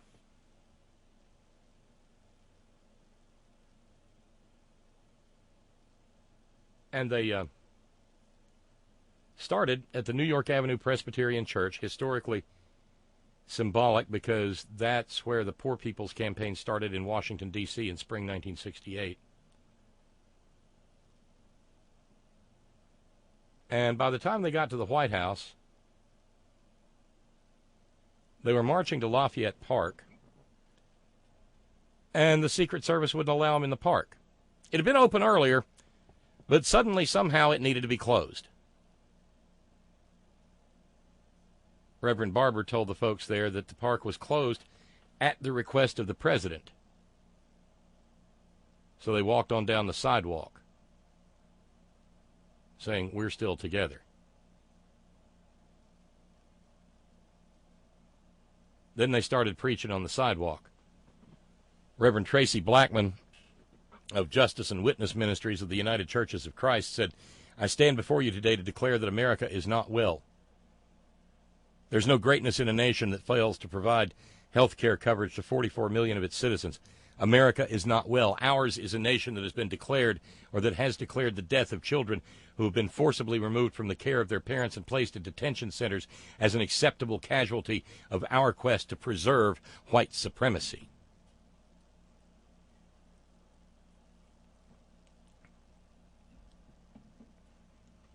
Although he is not nearly ideologically pure enough, Mayor Pete Buttigieg showed up.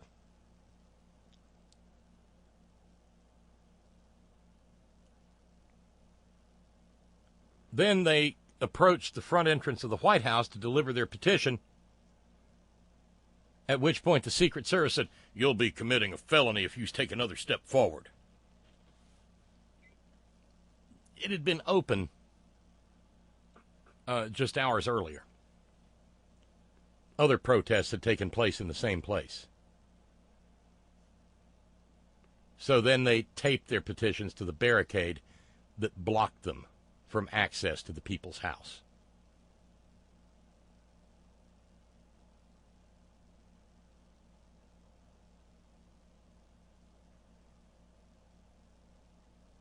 Shameful. The Christianity that's actually taught the not crazy parts in the New Testament, well, that's intolerable. The Christianity that has nothing to do with the message of Yeshua, the brown-skinned Palestinian day laborer and itinerant semi-literate rabbi who wore a dress every day of his life. Yeah, let's have more of that.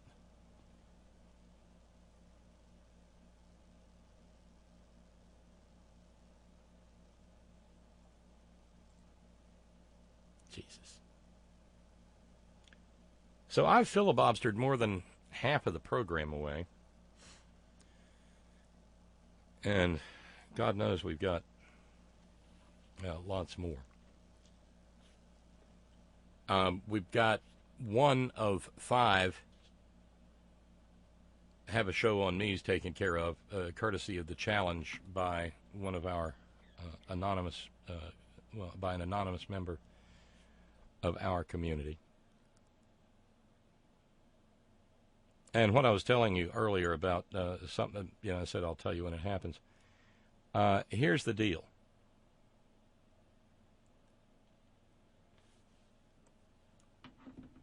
We're going to get a little canopy tent, and we're going to add that gas griddle with the 2 burners and the fryer, and we're going to have an experiment in maybe doing the filibuster outside with stuff cooking on the grill.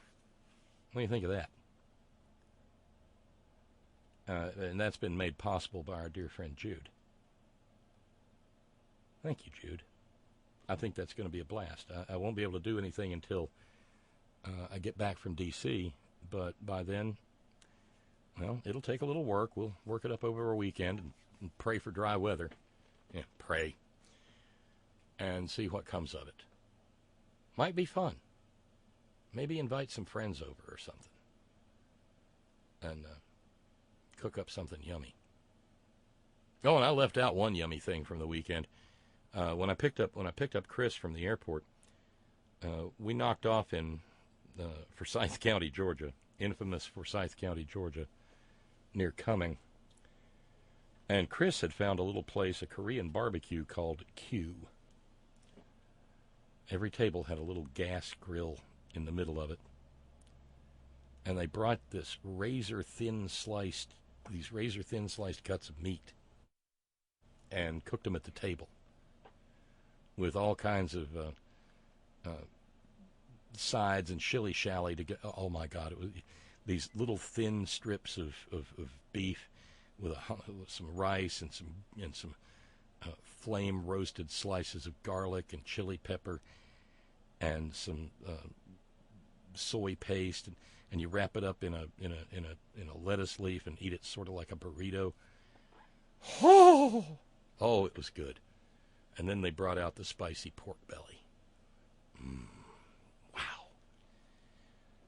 Yeah, we don't have any of those around here. I'm going to be thinking about that for a while. That was some kind of good. Let's run over to the stress line and see who we've got there. Hey, welcome to the program. Oh, wait a minute. Did you drop on me again? No, you're there. Oh, wrong. Yep. No, that's the right. Hey, you there? Oh, wait a minute. Wait. Now, what in God's name's going on here? Yeah, I hear you. Are you there? No? I keep...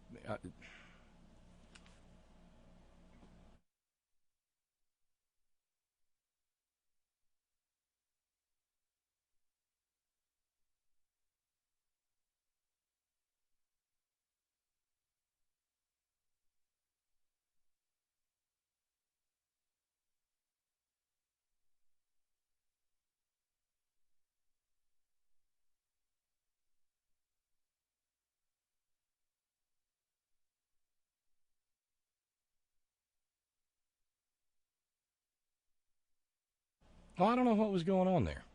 That was Reggie. But for some reason or another, the stress line wouldn't connect. Let me just check that real quick again. Yeah, we're connected there. Got good audio. Weird. strange. All right, well, then let's run over and see what Scott's got going on. Hey, Scott.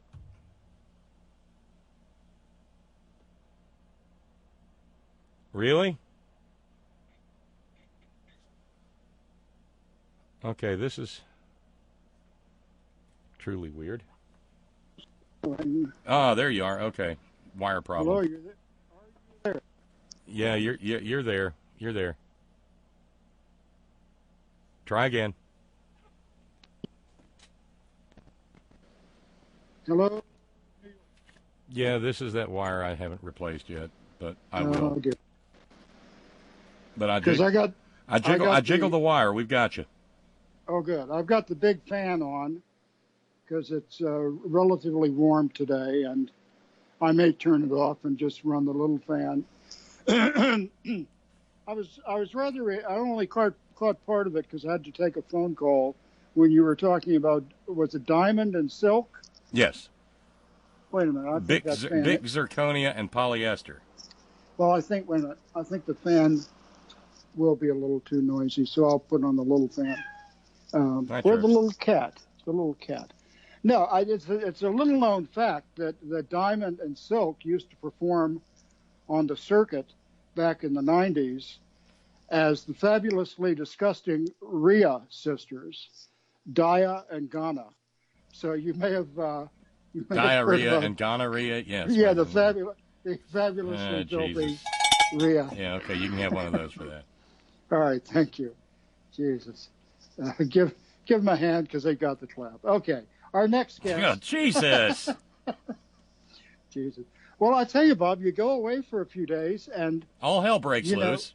We're all pent up with stuff to bring your way. Oh, by the way, before I forget, you're going to D.C. again in not too distant future. Please circle it on your list of things to do. A visit to Ollie's Trolley. I'm gonna try again. I'm gonna try again. Okay, and I hope it's as good as I said it was. It's only been like 30 years since I've been to one, but I remember them very fondly. Yeah, this time we're staying in a, we had an Airbnb last time. This time we're staying in a motel there in Arlington, not far from the cemetery. So, I don't know how it'll play out. Go say hello to Jack and Bobby and Jackie and whoever else is interred. Jesus. God, that makes me so sad every time I think about all that. All the promised and missed opportunities that have come our way and gone since 1963. I just, and you were quoting that so-called minister about how Clinton was God's judgment upon us, and he didn't mention it, but probably Obama was God's judgment. There ain't no God, people. Latch on, clap your reality helmets onto your head and turn them up to full tilt boogie.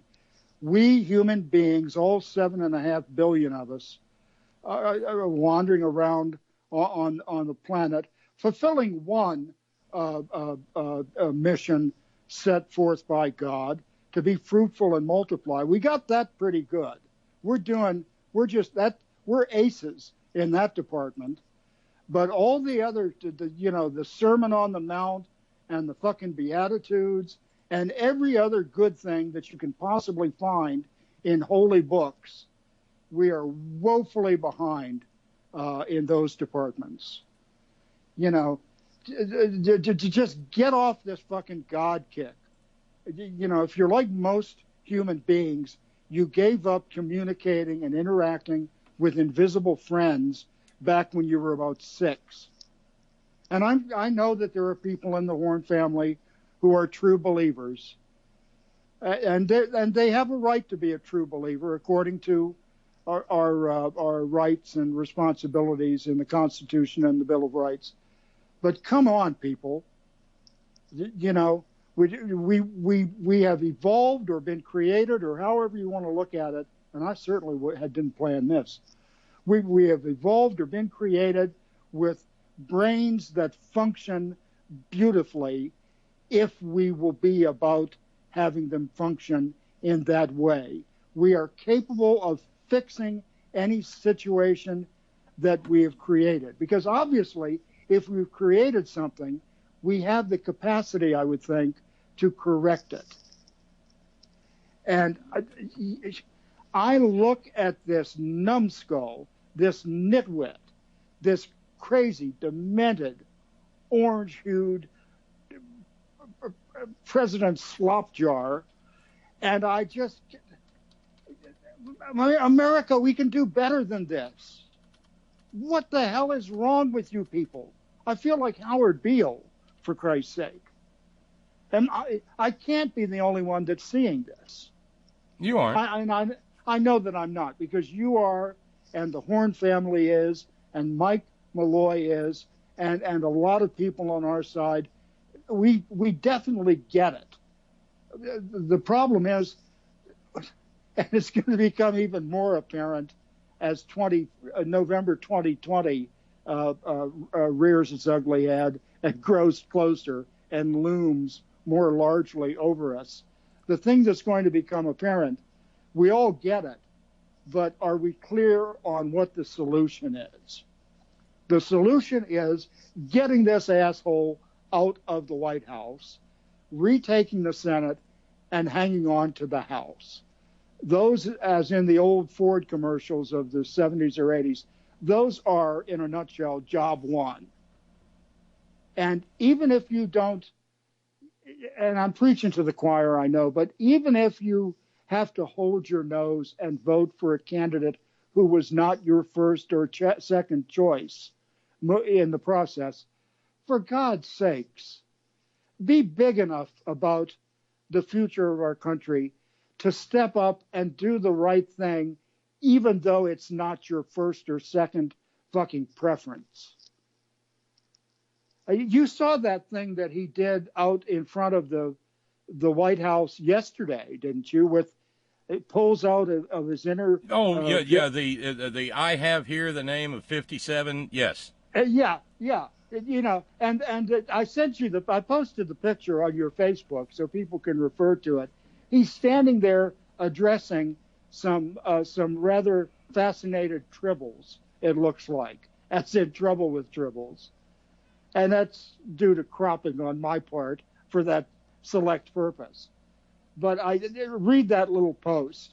This man is like Senator Iceland in the original Manchurian Candidate. I have in my pocket a list, and he can never quite get the right number of names that are supposedly on that list. And the lovely Mrs. Iceland, played beautifully by Angela Lansbury, helps him land on a number.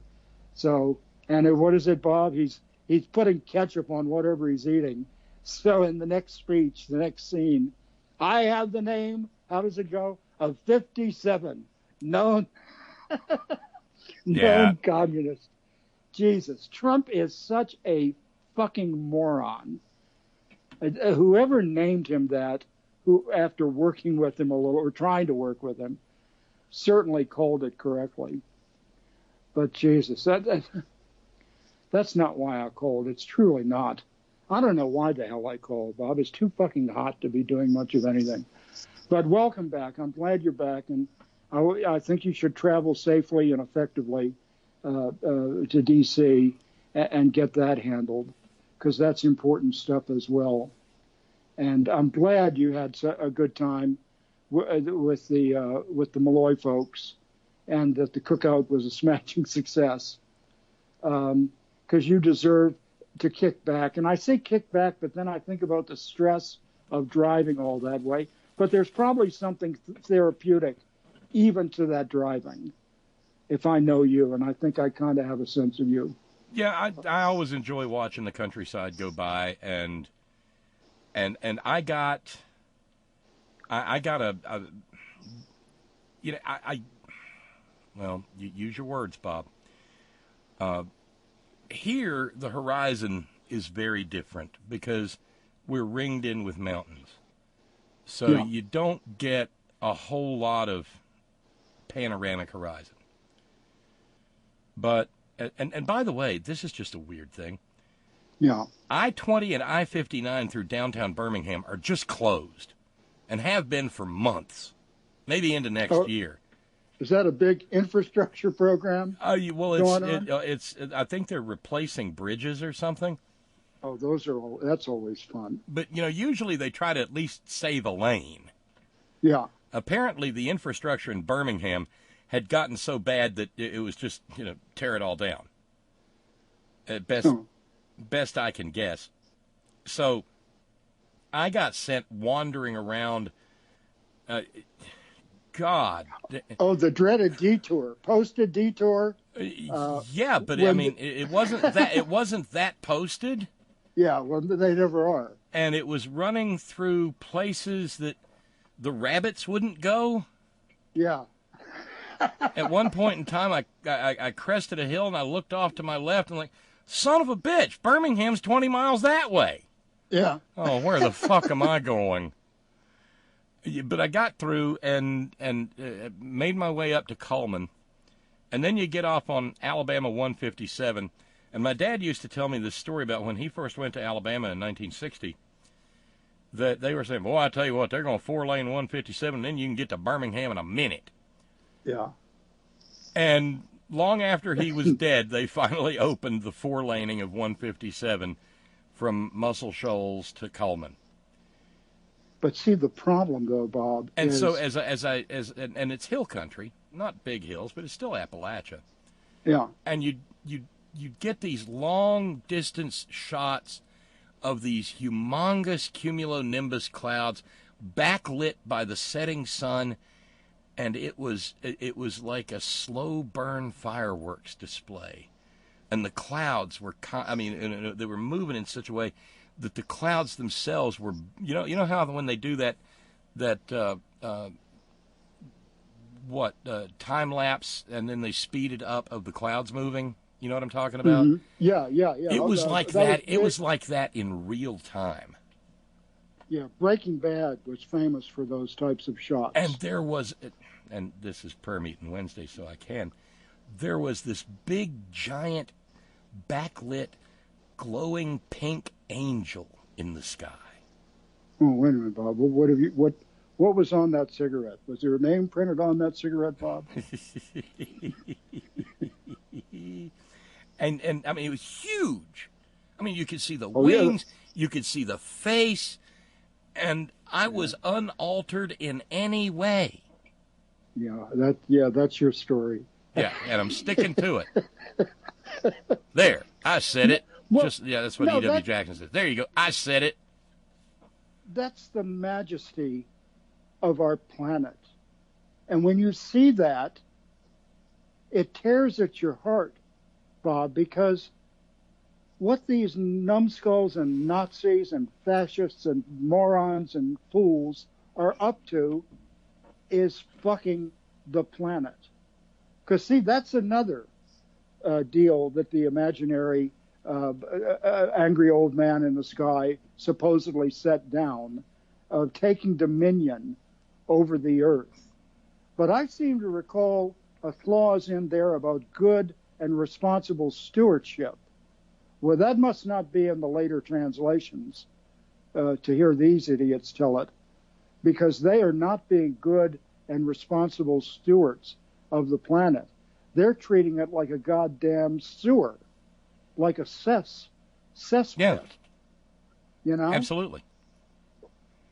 But yeah, I can see where it is inspiring to get away, and traffic notwithstanding, to see the glorious vistas and noise and light show that our planet happily puts on. No charge, no cover, no 2-drink minimum, free for the viewing. Friday night, I sat on the back deck of the cabin, which, like I said, was eye level with the mountaintops. Mm-hmm. And the clouds cleared out just long enough for me to take in the sky. And so, lo and behold, right there, smack dab in front of me was Scorpius. And sitting right in Scorpius was Jupiter. And down and to the left, down and to the left, down and to the left, was Saturn. Yeah. And just sat there long enough to watch them track across the sky. And I don't have a lot of those opportunities up here. Isn't it magnificent? When it was you pause fantastic. Long enough to take it in. And I thought of Kurt Vonnegut in that moment. If this isn't nice, I don't know what is. There you go. I mean, come on, it's and I have to say, because I know he's listening, for Billable Rick's sake, the last Malloy Fest, there was that one sort of sketchy little pool table that was in the basement where I was, Agnes and Tara and me were staying. Every cabin had a pool table. Oh man, these things were beautiful, beautiful structures. Now, where was this in proximity to, like, Metro Atlanta? 2 hours north. Okay. In a little, not far from a little town called Blue Ridge, Georgia. Okay. And, what had formerly been the paradise of, like, the Cherokee people. It's much more like, say, western North Carolina than it is the rest of Georgia, but, they were drawing arbitrary lines on maps using surveyors' transits. And so North Georgia is very mountainous. And it is exceptionally beautiful. And every vista like that, and there are millions of them on the planet, places where you can go and pause a while and just be with it. Yeah. Every one of those is a memo from the universe or whomever to us saying, and by the way, don't fuck it up. And by fuck it up, I mean killing the waters, making the air unbreathable, making the land unlivable, or the big granddaddy of it all, the big jackpot nasty bonus, is allowing and creating a condition to exist wherein climate change is the natural massive result, and the entire planet becomes either uninhabitable or habitable only in a dystopian, nightmarish way that none of us really wants to dance with. Those are the fucking choices, people, and we're making them now. We're voting now, in effect, by allowing these monstrosities of so-called human beings to be in proximity to the levers of power and the corruption that it's like, think of the thickest substance you can think of that still slowly oozes. And that's the nature of corruption. But we're covered in it. We're sticky with it. We're nasty with it. We truly are. And it's going to get worse if we don't put on the damn brakes and make a course correction come November 2020. And I mean it. From soup to nuts, from A to Z, everything from your neighborhood to your county, to your city, to your state, to your country, to your planet, to your universe. We've got to put the fucking brakes on, man, and make a course correction. Well, like I said, what stood out to me so much when I first set eyes on those on those hills, and by the way, if you go over to headon.live, my Twitter feed is there, and I just posted the photo of the view from my deck this weekend. But it just jumped all over me because it had been so long since I had seen mountains that had not been summarily assaulted, trashed, ruined, for nothing more than money. Yeah. Just money. Well, and they were so much more beautiful left to their own devices. Of course, that area, just like all the others, there were very few really, really old trees. A lot of it was fairly young growth because throughout this country, we cut down every tree there was, either for fuel or for timber or for, building the railroads, etc. But nonetheless, it was magnificent.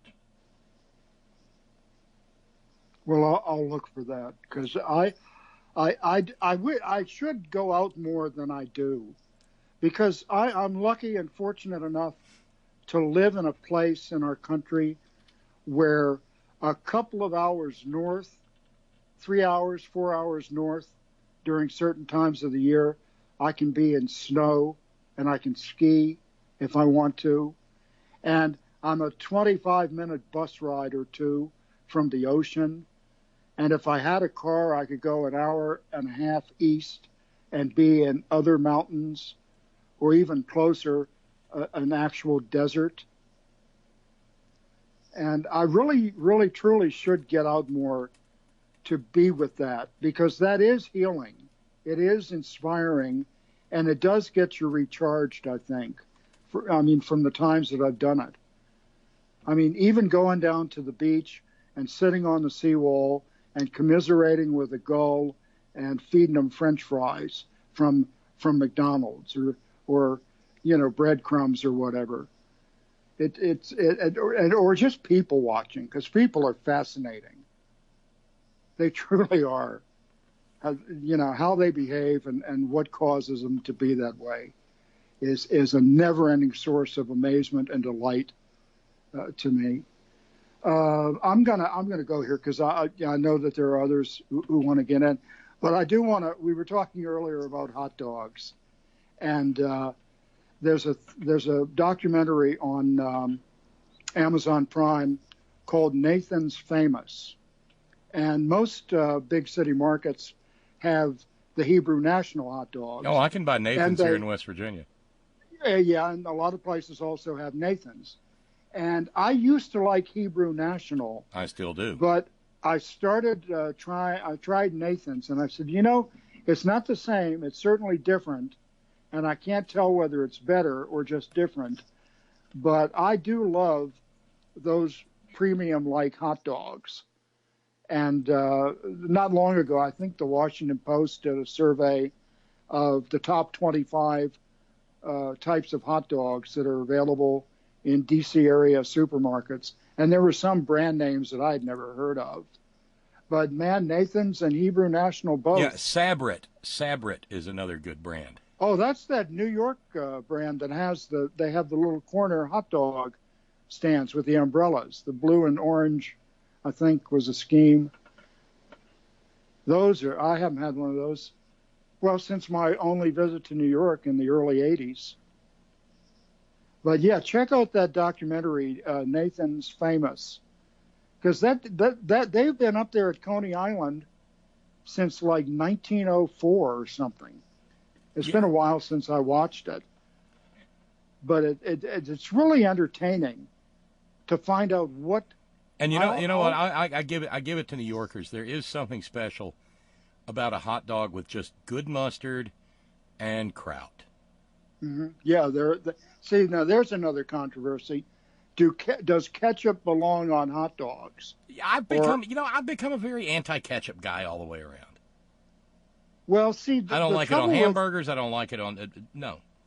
I don't know if there are premium ketchups, but most ketchup that I've had in the last 30 years has that damn high fructose corn syrup in it. Oh no, you can get it without it now. Can you? Yeah. But it's still not, I mean, yeah, I know it's the universal condiment, but no. Mm-mm. But then again, no. I'll catch hell for the fact that I dip my fries in mayo, but yeah.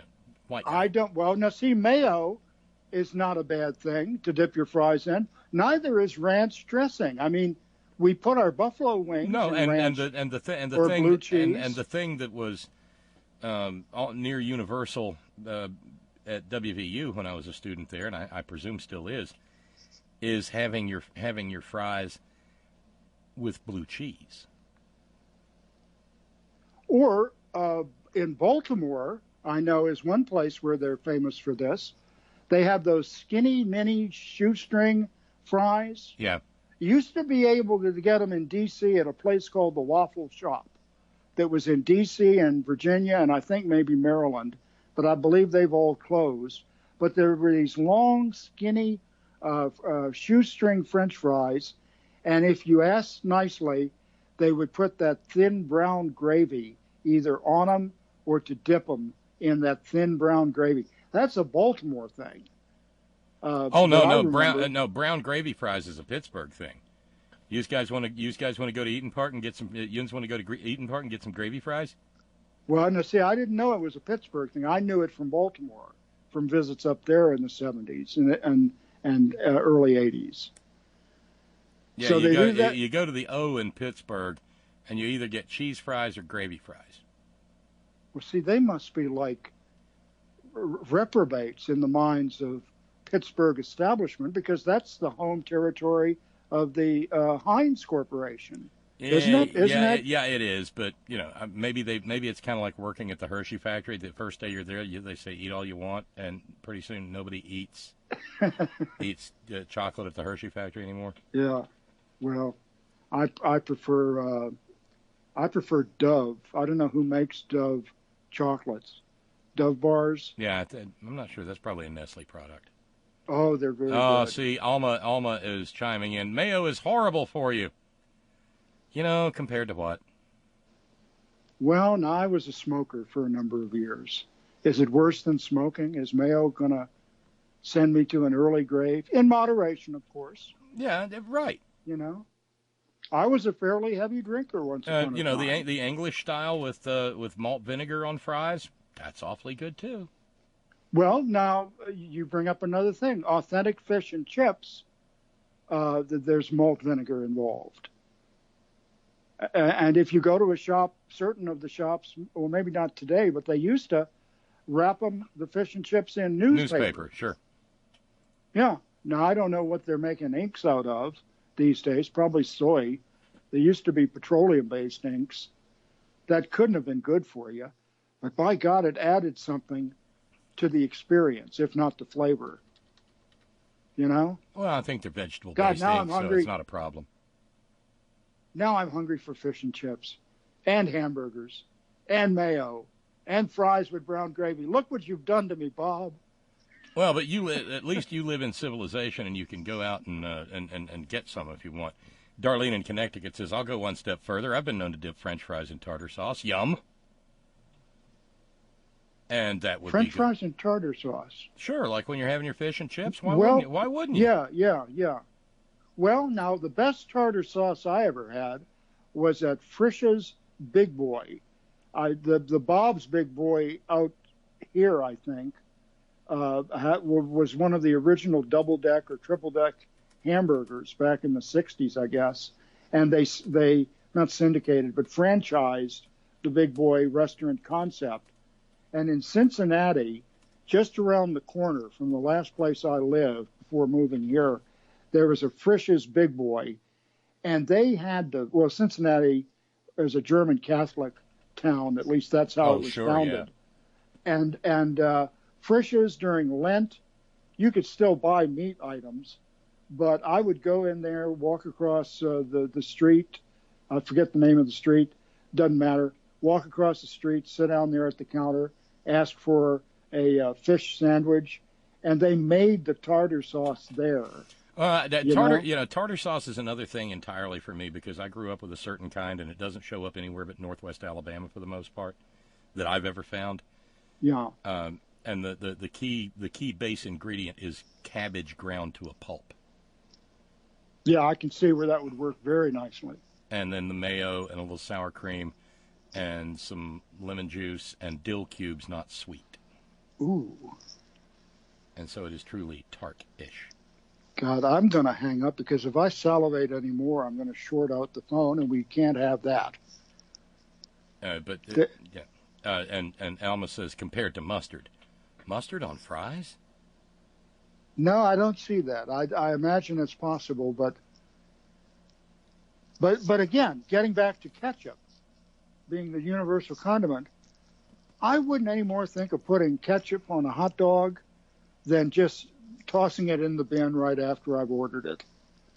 Although, and I'm sure, I must say, since we're on hot dogs, one of the delights was stopping at the Varsity in Atlanta, and we did the holy quadruple, not Trinity. Got a chili dog, onion rings, a fried peach pie, and an FO. And FO stands for frosted orange. It's like a dreamsicle milkshake. Oh! I've never had one there, but I've had something similar. Oh God! And the onion rings. I mean, they are hotter than the interior of the sun when they come out. It's curb service. Oh yeah. Well, getting back to chili and chili dogs and things, and I mentioned Camp Washington chili. Yeah, and that Gold Star stuff and Skyline, Skyline and Gold Star. That's the two. Yeah, and one of them actually, I believe, has a minuscule amount of cocoa powder, unsweetened cocoa powder. See, I don't go for any of that stuff. I want my chili to taste like chili. And even though you mentioned that Cincinnati was founded by German Catholics, yeah, that whole Cincinnati chili phenomenon was begun by Greek restaurateurs. Now that doesn't surprise me. It's a Greek thing.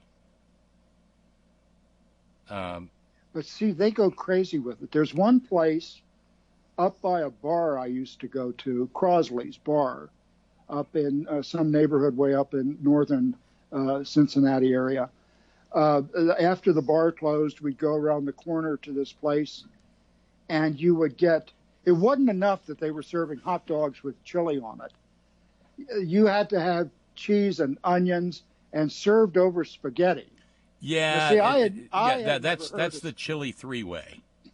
I had never heard of such a thing. That's like spaghetti. Come on. Now, I've had that back in the day. I had that at Steak and Shake, and it was pretty good. But we were, I think it was the Vegas Netroots Nation trip, and we were going to we were coming back from Vegas, and we had a layover at the airport there in Covington. Yeah. And they had a Skyline chili restaurant there in the airport.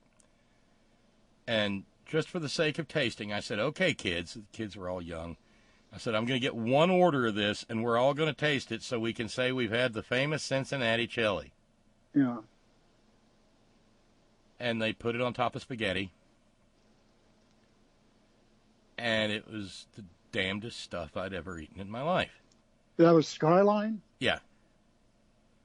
And it didn't know if it wanted to be spaghetti sauce or chili or dessert. Yeah. Because it was sweet and it had some cinnamon going on, and it was like Christmas chili or something. Yeah, I'll have to arrange. I will get stacks of hate mail from the broader Cincinnati metro area telling me what a goddamn Philistine I am because I don't like Cincinnati chili. But that's just how it has to go. There's a powdered mix that you can get on Amazon that emulates Skyline chili. I think the company that does Skyline also does this powdered Cincinnati chili mix, and it tells you on the instructions how to do it. I can buy it in the freezer at Kroger and Walmart here, and they've even got it in cans on the shelves. And I find no difficulty whatsoever in just walking right by it. They have Skyline in cans there? Yeah, yeah. How about Gold Star? No, maybe it's not. No, it's Gold Star. It's Gold Star. Okay. Gold Star is a little different from Skyline, at least to my taste. It's all just weird as hell to me. Well, see, Bob, but you're from Alabama. These Yeah, I know. The banjo on my knee interferes with all my taste buds, right? No. These subtleties and distinctions in cuisine. I'm sure you all down in Alabama have things that the rest of us are not clear on. We're just mystified by food-wise. I'm sure you do. I mean, the peanut butter and banana the grilled peanut butter and banana sandwich at Trowbridge's in Florence is pretty special. I got to tell you. Hey, I have liked peanut butter and banana since childhood. Elvis didn't come up with that by himself, you know. Hell no. Hell no. Elvis's home ground was not far from where I come from, and you know, and it's good. Well, out here we've got fish tacos, and I've had them. Sure, why and not? They're That's fine. good. I've had them. They're yummy. But if I don't know. Maybe I'm too much of a purist. If I'm gonna have a taco, I want some ground beef mixed maybe with pork or something, you know? Well, the original meat stuffing for something wrapped up in a tortilla, if you go back 501 years ago, before Cortez arrives, is probably duck or turkey. Oh, maybe deer.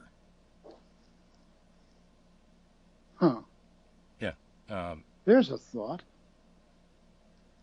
My former brother-in-law in Missouri used to go deer hunting every year, and he would take it to the place, and they'd, you know, clean it and dress it and all that, and then grind it up and add other meat to it. And make sausage. This like summer sausage like you would see in, oh my God. It was a tiny bit gamey once you first tasted it. But man, I could eat deer bologna and deer summer sausage all day long. Yeah. On certain kinds of crackers with certain kinds of cheese and an ice cold beer. Oh, take you home, Bob. Well, I was. And by the way, Alma, in regard to our conversation about peanut butter and banana, what's really excellent is adding honey with the peanut butter and banana sandwich. Oh, I can imagine that would be. And then grill it. Whoa. That's like a baklava, peanut butter and banana. Yeah. And interwoven. Go and get me a peanut butter and banana sandwich. I'm going to shoot ultra the TV. Thin golden pastry interspersed with the peanut butter and the banana and the honey. And Darlene in Connecticut says, I could see putting honey mustard on fries. I've done that. It's not bad. And Asa points out that recent studies show that homemade mayo is actually good for you. And I love it. Oh, but it doesn't keep. I mean, you mix it and you've got to use it within like a week. Yeah, so what? I mean, you don't make a whole bunch. Well, and in Tracy's case, you don't make none. Because isn't Tracy the person who just doesn't understand the concept? No. Tracy is slowly coming around. But, you know, it's real easy with your blender. You drop in an egg, and you squeeze in a little lemon juice, and you turn it on, and you get it whirring real good. And then you ever so slowly, ever so gently drizzle some oil into it, and it emulsifies. And it all suspends together, and it's a gel. Mayo is a gel. Yeah. I ought to try that. I've seen recipes to make mayo, but I'm kind of a Luddite. I'm kind of lazy besides. You know? I mean, the best I can do is open up this can of... And then if you want to get really interesting, you can like put in a couple of threads of saffron and a little bit of minced garlic, and next thing you know, you've got this kick-ass aioli. Whoa! Is it with homemade mayo? Is there ever a risk of doing it wrong and somehow it separates? It doesn't emulsify correctly? Not if you're using a blender. Okay. If you've ever seen a Caesar salad made tableside, in that old school restaurant way with the big wooden bowl and everything. Yeah, they're doing the emulsification right there in the bowl. It can be done without, a blender. Yeah. Now, see, that's the thing. Maybe that's why I've never tried making it, because I don't have a blender, and it just seemed like there was a warning sign to me as a Luddite. Well, and people say, don't do the raw eggs will kill you, because this is America and corporate eggs and things like that. But the fact of the matter is, the addition of the lemon juice. Wait a minute. Please take the food trips. Please take it. And with my compliment. You would think I haven't fed that cat in a week. No, she hears you talking to someone else, and she does not appreciate the lack of attention. Well, she knows. For people worried about salmonella and things like that, the acid in the lemon juice will kill all of that if there's any there. So it's perfectly safe. And you can even, if you want to, sprinkle in a little bit of sugar, and it'll do a double dose. Ooh, I bet you deviled eggs with homemade mayonnaise. Yes, it is. Would be good. Yeah. Well, maybe that'll be my inspiration, because I love me some deviled eggs.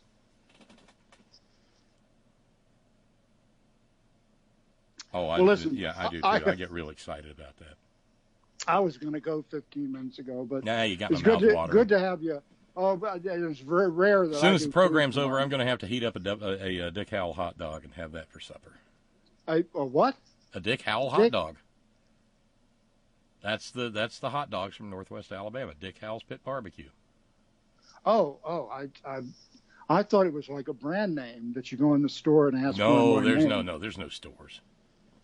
No, this happens in one little barbecue joint. Well, now I did hear while I was there that they've opened a second location over in Tuscumbia, the little town with scum in the middle.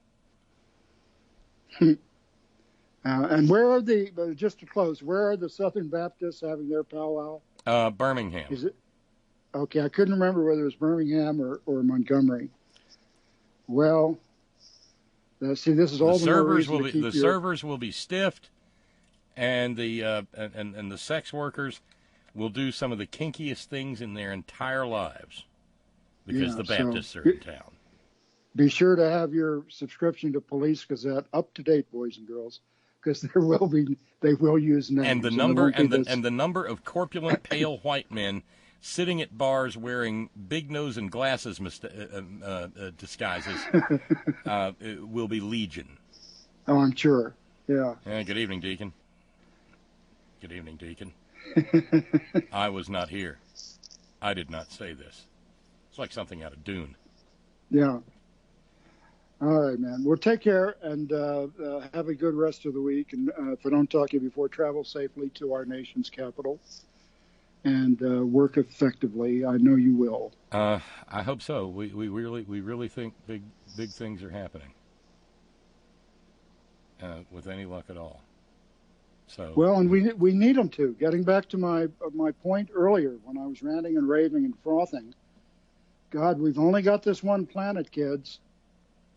And we have like a grace period, if that study is correct. But no, we're past grace periods. It's too late. It's too late to make it not happen. Now we're in mitigate and not go extinct phase. Well, that's what I mean. There is still, it's not too late, but we must act now and really play catch up, because back to catch up again. This is the problem.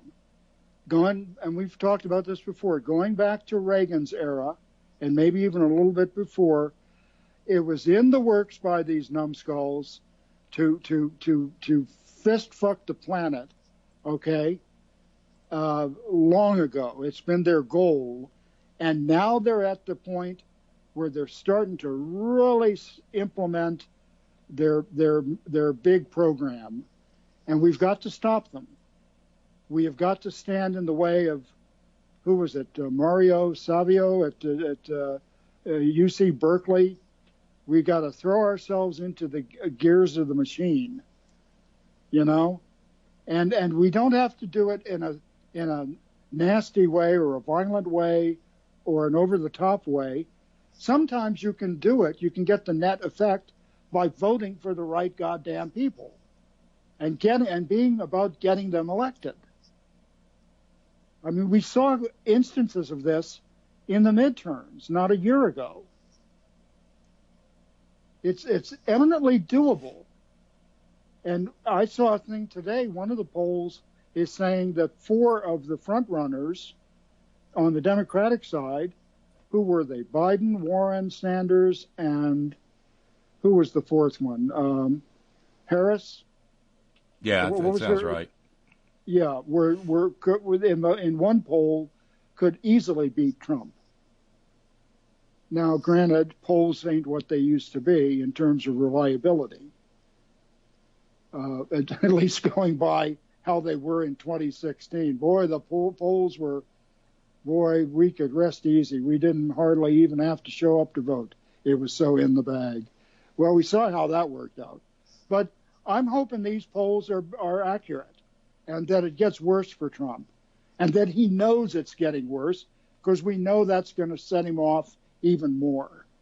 That grand, glorious day will come when you'll see him on the White House lawn in front of God and the tribbles and the gathered press, rip off his clothes, frizz up his hair, and do a Daffy Duck woohoo, woohoo, woohoo dance into the helicopter, across the lawn, up the stairs, and into the chopper, and off to Trump Tower, never to be heard from again, at least until his jail sentence begins.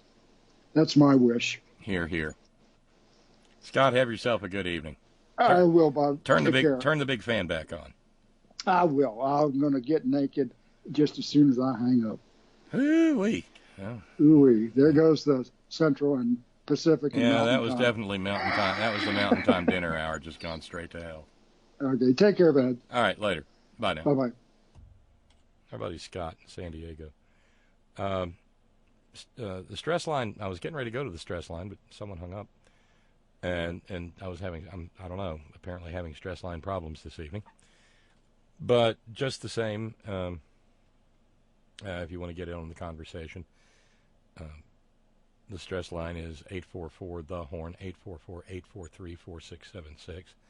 Skype, Bob Kincaid Horn, and 304-574-8178. Well, as far as prayer meeting Wednesday goes, we had for some reason or another, there's been a focus on the pride flag.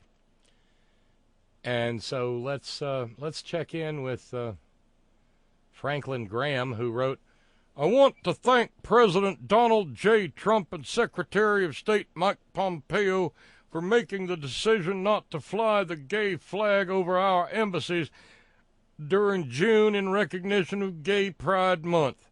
That is the right decision.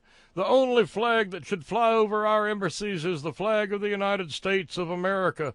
The gay pride flag is offensive to Christians and millions of people of other faiths, not only in this country but around the world. So he's aligning himself with the mullahs in Iran who throw gay people off roofs.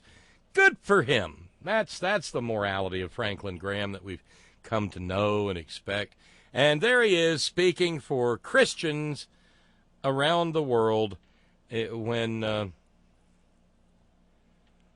he is at best nominally a Christian himself.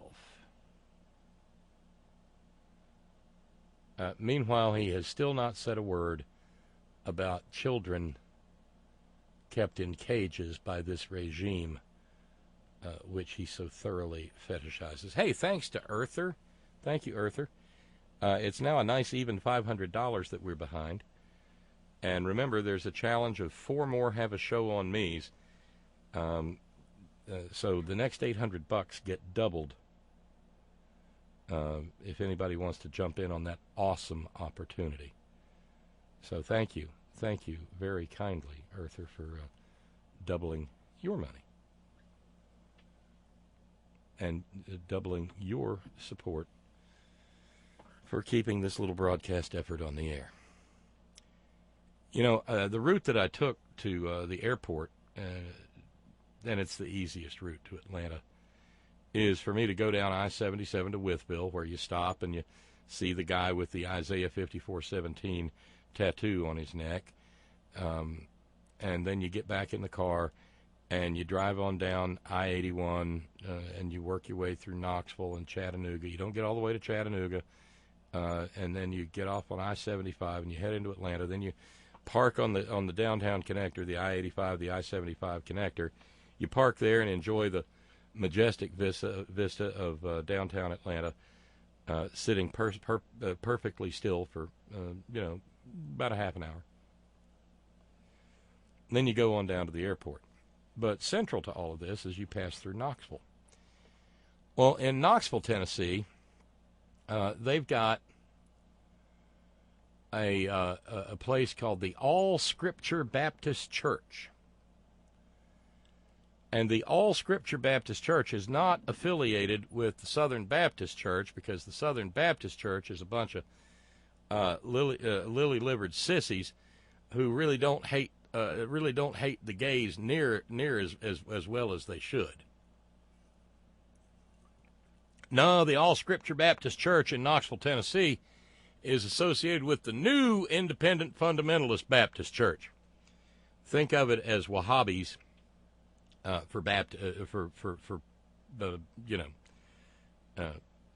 Protestantism.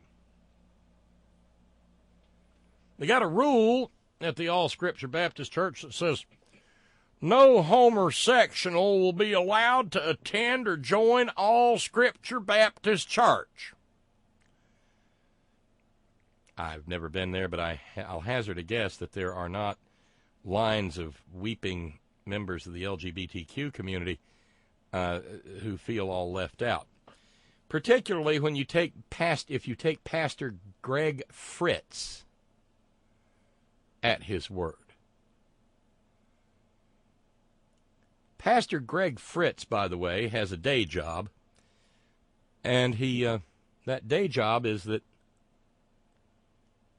he works for the Knox County Sheriff's Office. So that puts in context this little conversation, or this little jeremiad, or this little bit of word vomit.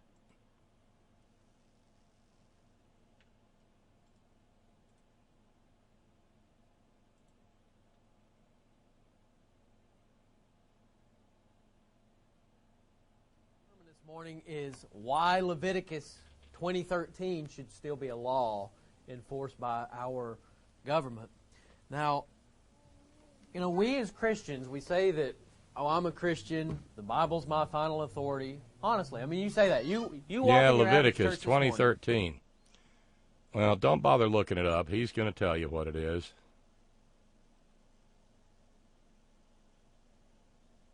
About, here. Or shut up! Amen. One of the two. You understand me? One of the two. Because all of those things are in there. How can you cherry pick one verse, Christian, and say that I don't agree with that verse just because it's not popular? I'm not going to do that. The Bible says that they're worthy of death.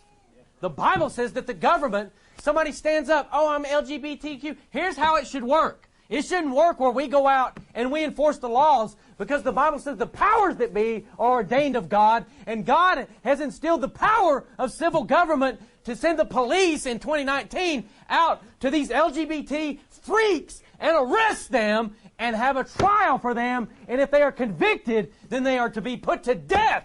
Do you understand that? It is a capital crime that should be carried out by our government.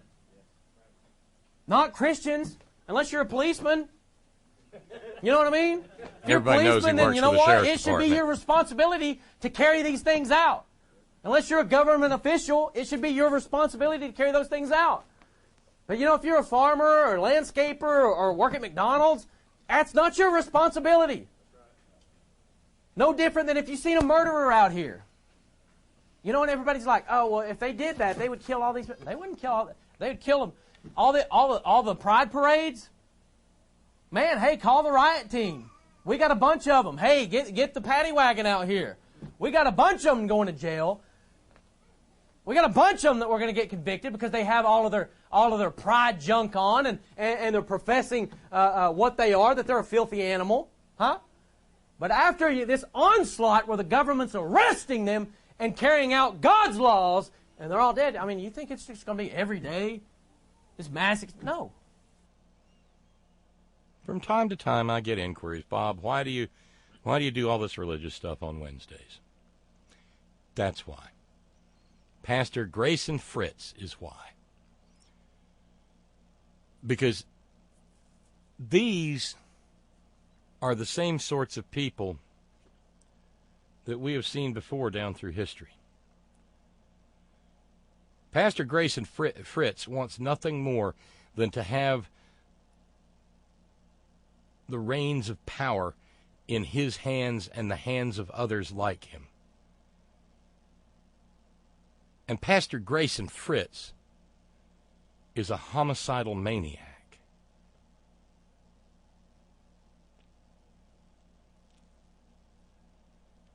He has murder in his heart. Because a book by a group of people who were baffled by wheelbarrows and didn't understand rain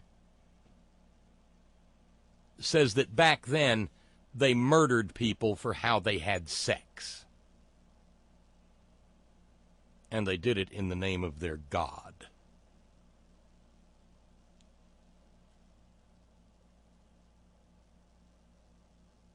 And there are more like him. Lots more like him.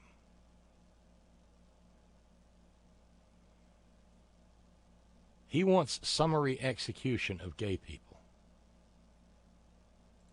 Now, in a place like Knoxville, Tennessee, I don't know what the carry status is. You can probably open carry in Tennessee. I don't know. But, again, our fetishized vision of the First Amendment says that this guy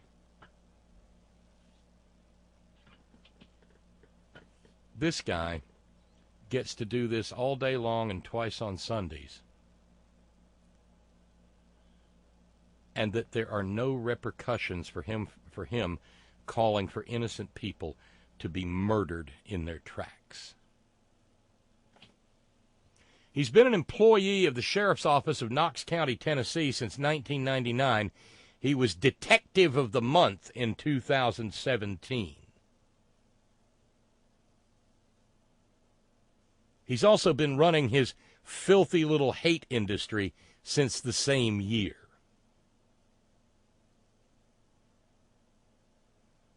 And as he stands in the pulpit and clothes himself with the authority of his imaginary friend, there are weak-minded individuals sitting in his pews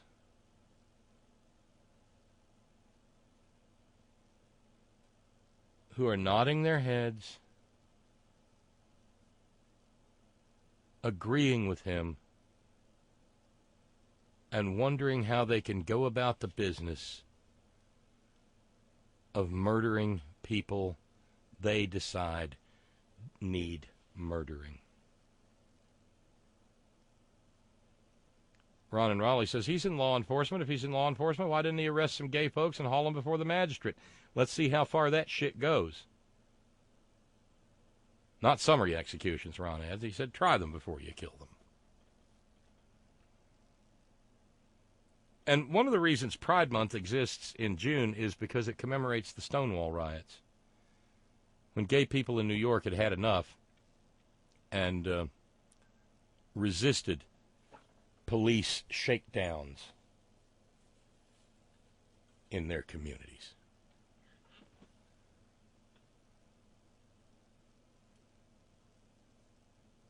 This guy's still got a job. This guy needs to not have a job.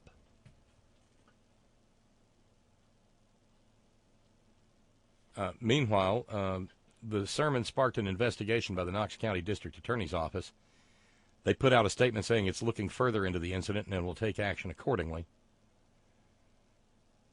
They also said he's on paid leave until his buyout request is processed. Knox County Sheriff Tom Spangler said, I want to be very clear that it is my personal responsibility to ensure equal protection to all citizens of Knox County, Tennessee, under the law, my oath, and the United States Constitution, without discrimination or hesitation. Rest assured that I have and will continue to do so.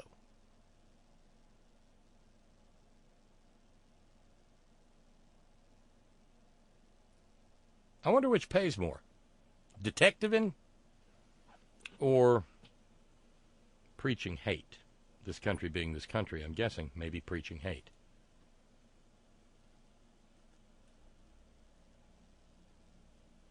And he goes on at length with that filth. We say, oh, well, the First Amendment says we can't pass. No, we can't say, you couldn't say that. But we've got lists of people you can't call to be killed.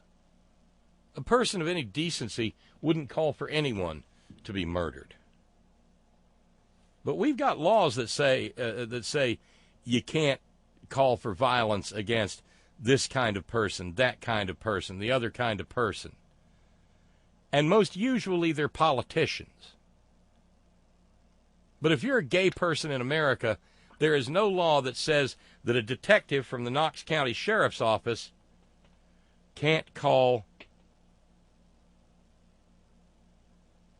for your execution.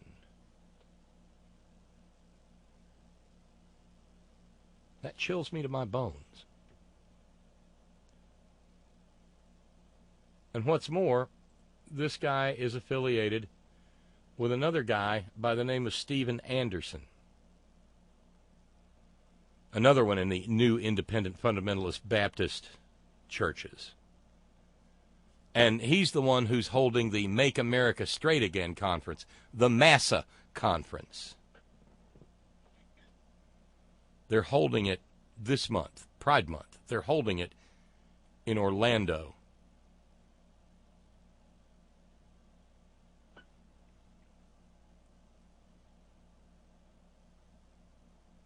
This is Greg Anderson. He's from Arizona. He said this. Here, put this in your pipe and smoke it. If I had a button right here on the pulpit, I could just push this button and every fag would fall over dead. I'll push it until it breaks. If I had a button on the pulpit, I could push it and every homosexual would fall over dead. I will push it until I break my finger. Mm-hmm.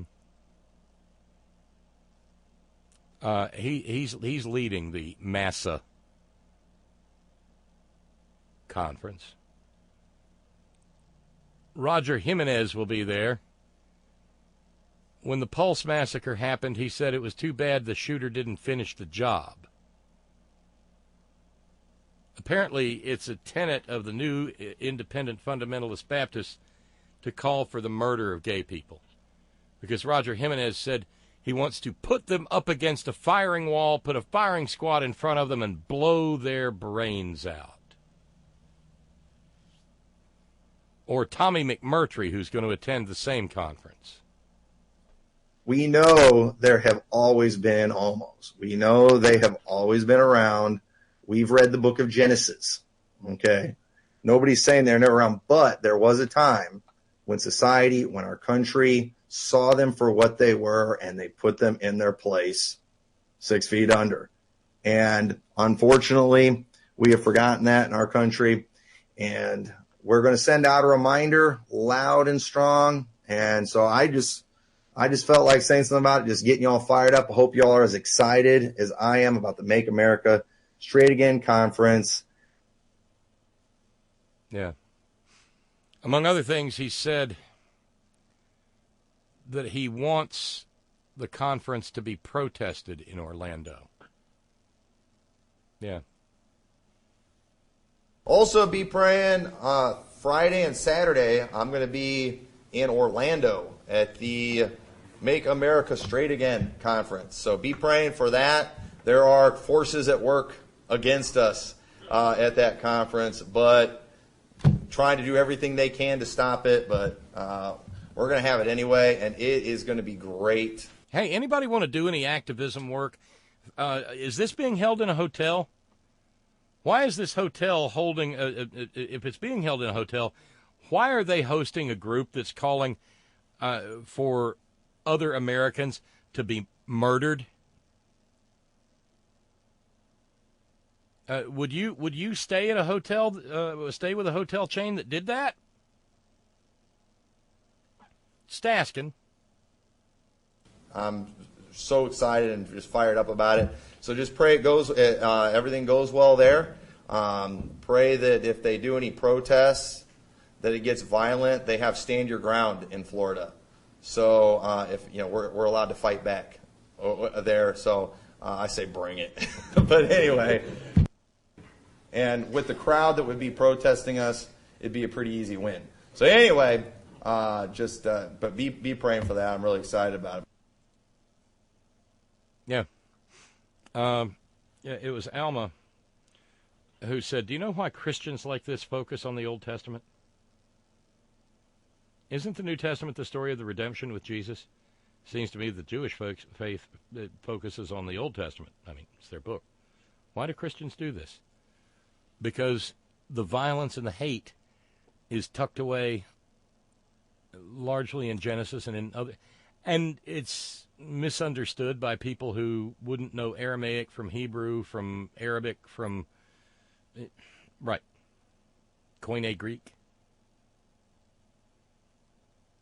He's hoping some gay people and allies will show up to protest their filthy conference because he wants to murder them for doing it. He wants to exercise his First Amendment rights and murder the people the people he disagrees with who exercise theirs. They must be opposed, plain and simple.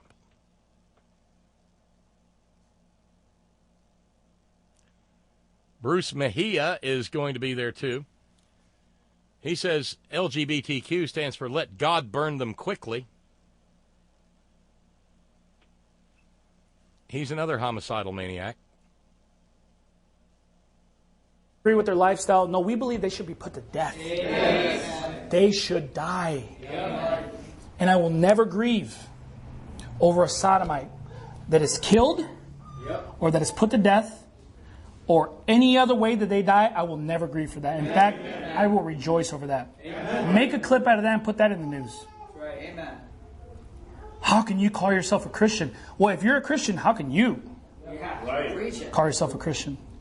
Why would I grieve over the most wicked people on the face of this planet? People that are haters of God. Where do you get this from? Look at Leviticus chapter 20. Again with the Leviticus. A book of rules for the Levites, who were the priestly class of the children of Israel. But he doesn't know that. He just knows he hates gay people. Darlene says, my gaydar is going off big time on that pushing the button till it breaks guy. Oh, look, they're all going to wind up at Chippendales or something. You know they will. Because these are, well, the closet is a dangerous and violent place.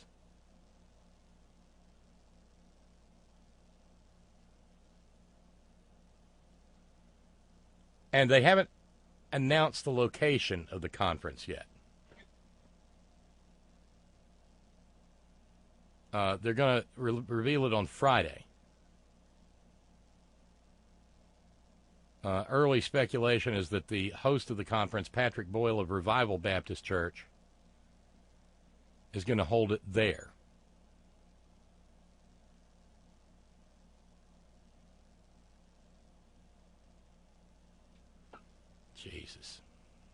Jesus wept. But let's not have any laws against calling for the murder of ordinary, everyday Americans. Let's make sure that the laws calling for murder of some Americans only applies to people in positions of power or authority.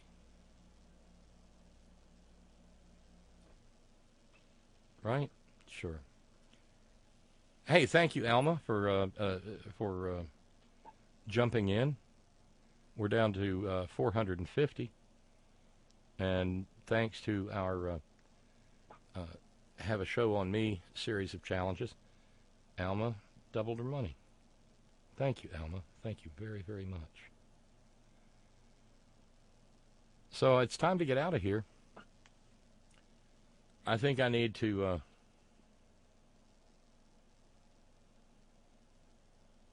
I think I need to shower and bleach. I'm going to take the bleach shower before I reheat the hot dog. Oof. Well, tomorrow, of course, is Thorn in the Side Thursday. And I have a feeling we've already got some dandies lined up. Earther.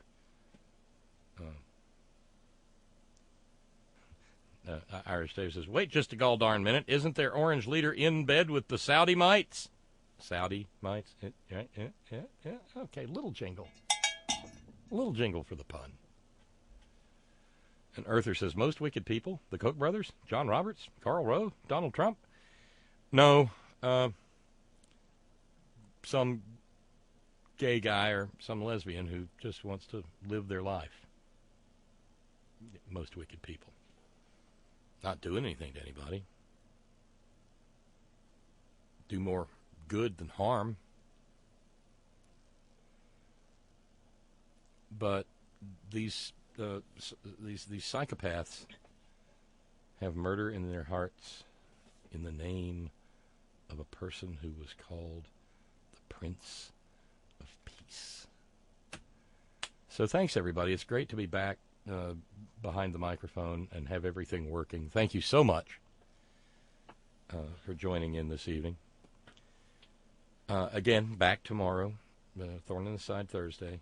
Thanks to all of you who keep the program going. Thanks to each and every one of you who share your precious finite time engaging in our little conversation.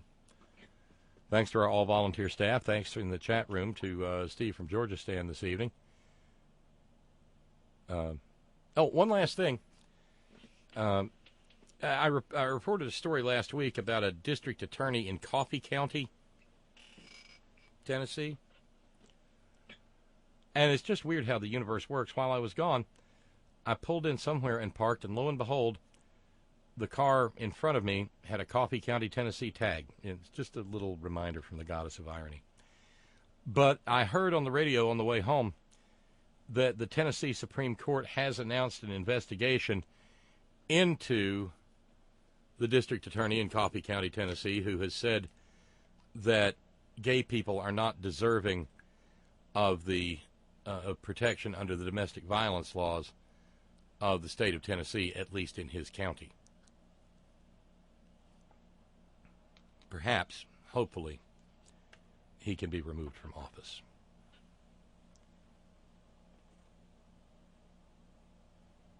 Steve tells me that HB 409 would bring Tennessee, which already has a stand your ground law, more in other states like Florida. In Tennessee, the idea of self-defense is a technical defense that must be raised to a criminal charge of illegal use of force. That was February 1st, 2019. So there we are. Let's head out. Again, thanks to Steve. Thanks to our news ninjas. Thank you to Brother Deacon Asa, headon.live. Thank you, John Fox in Australia. Thank you, Ben Birch, whiterosesociety.org. Thanks to the hardest working, bravest people I know, the men and women of Coal River Mountain Watch, crmw.net. 20 years at the forefront of the struggle for human rights and environmental justice in Appalachia. And always, always, always, Gina. It's all for you. Later, y'all.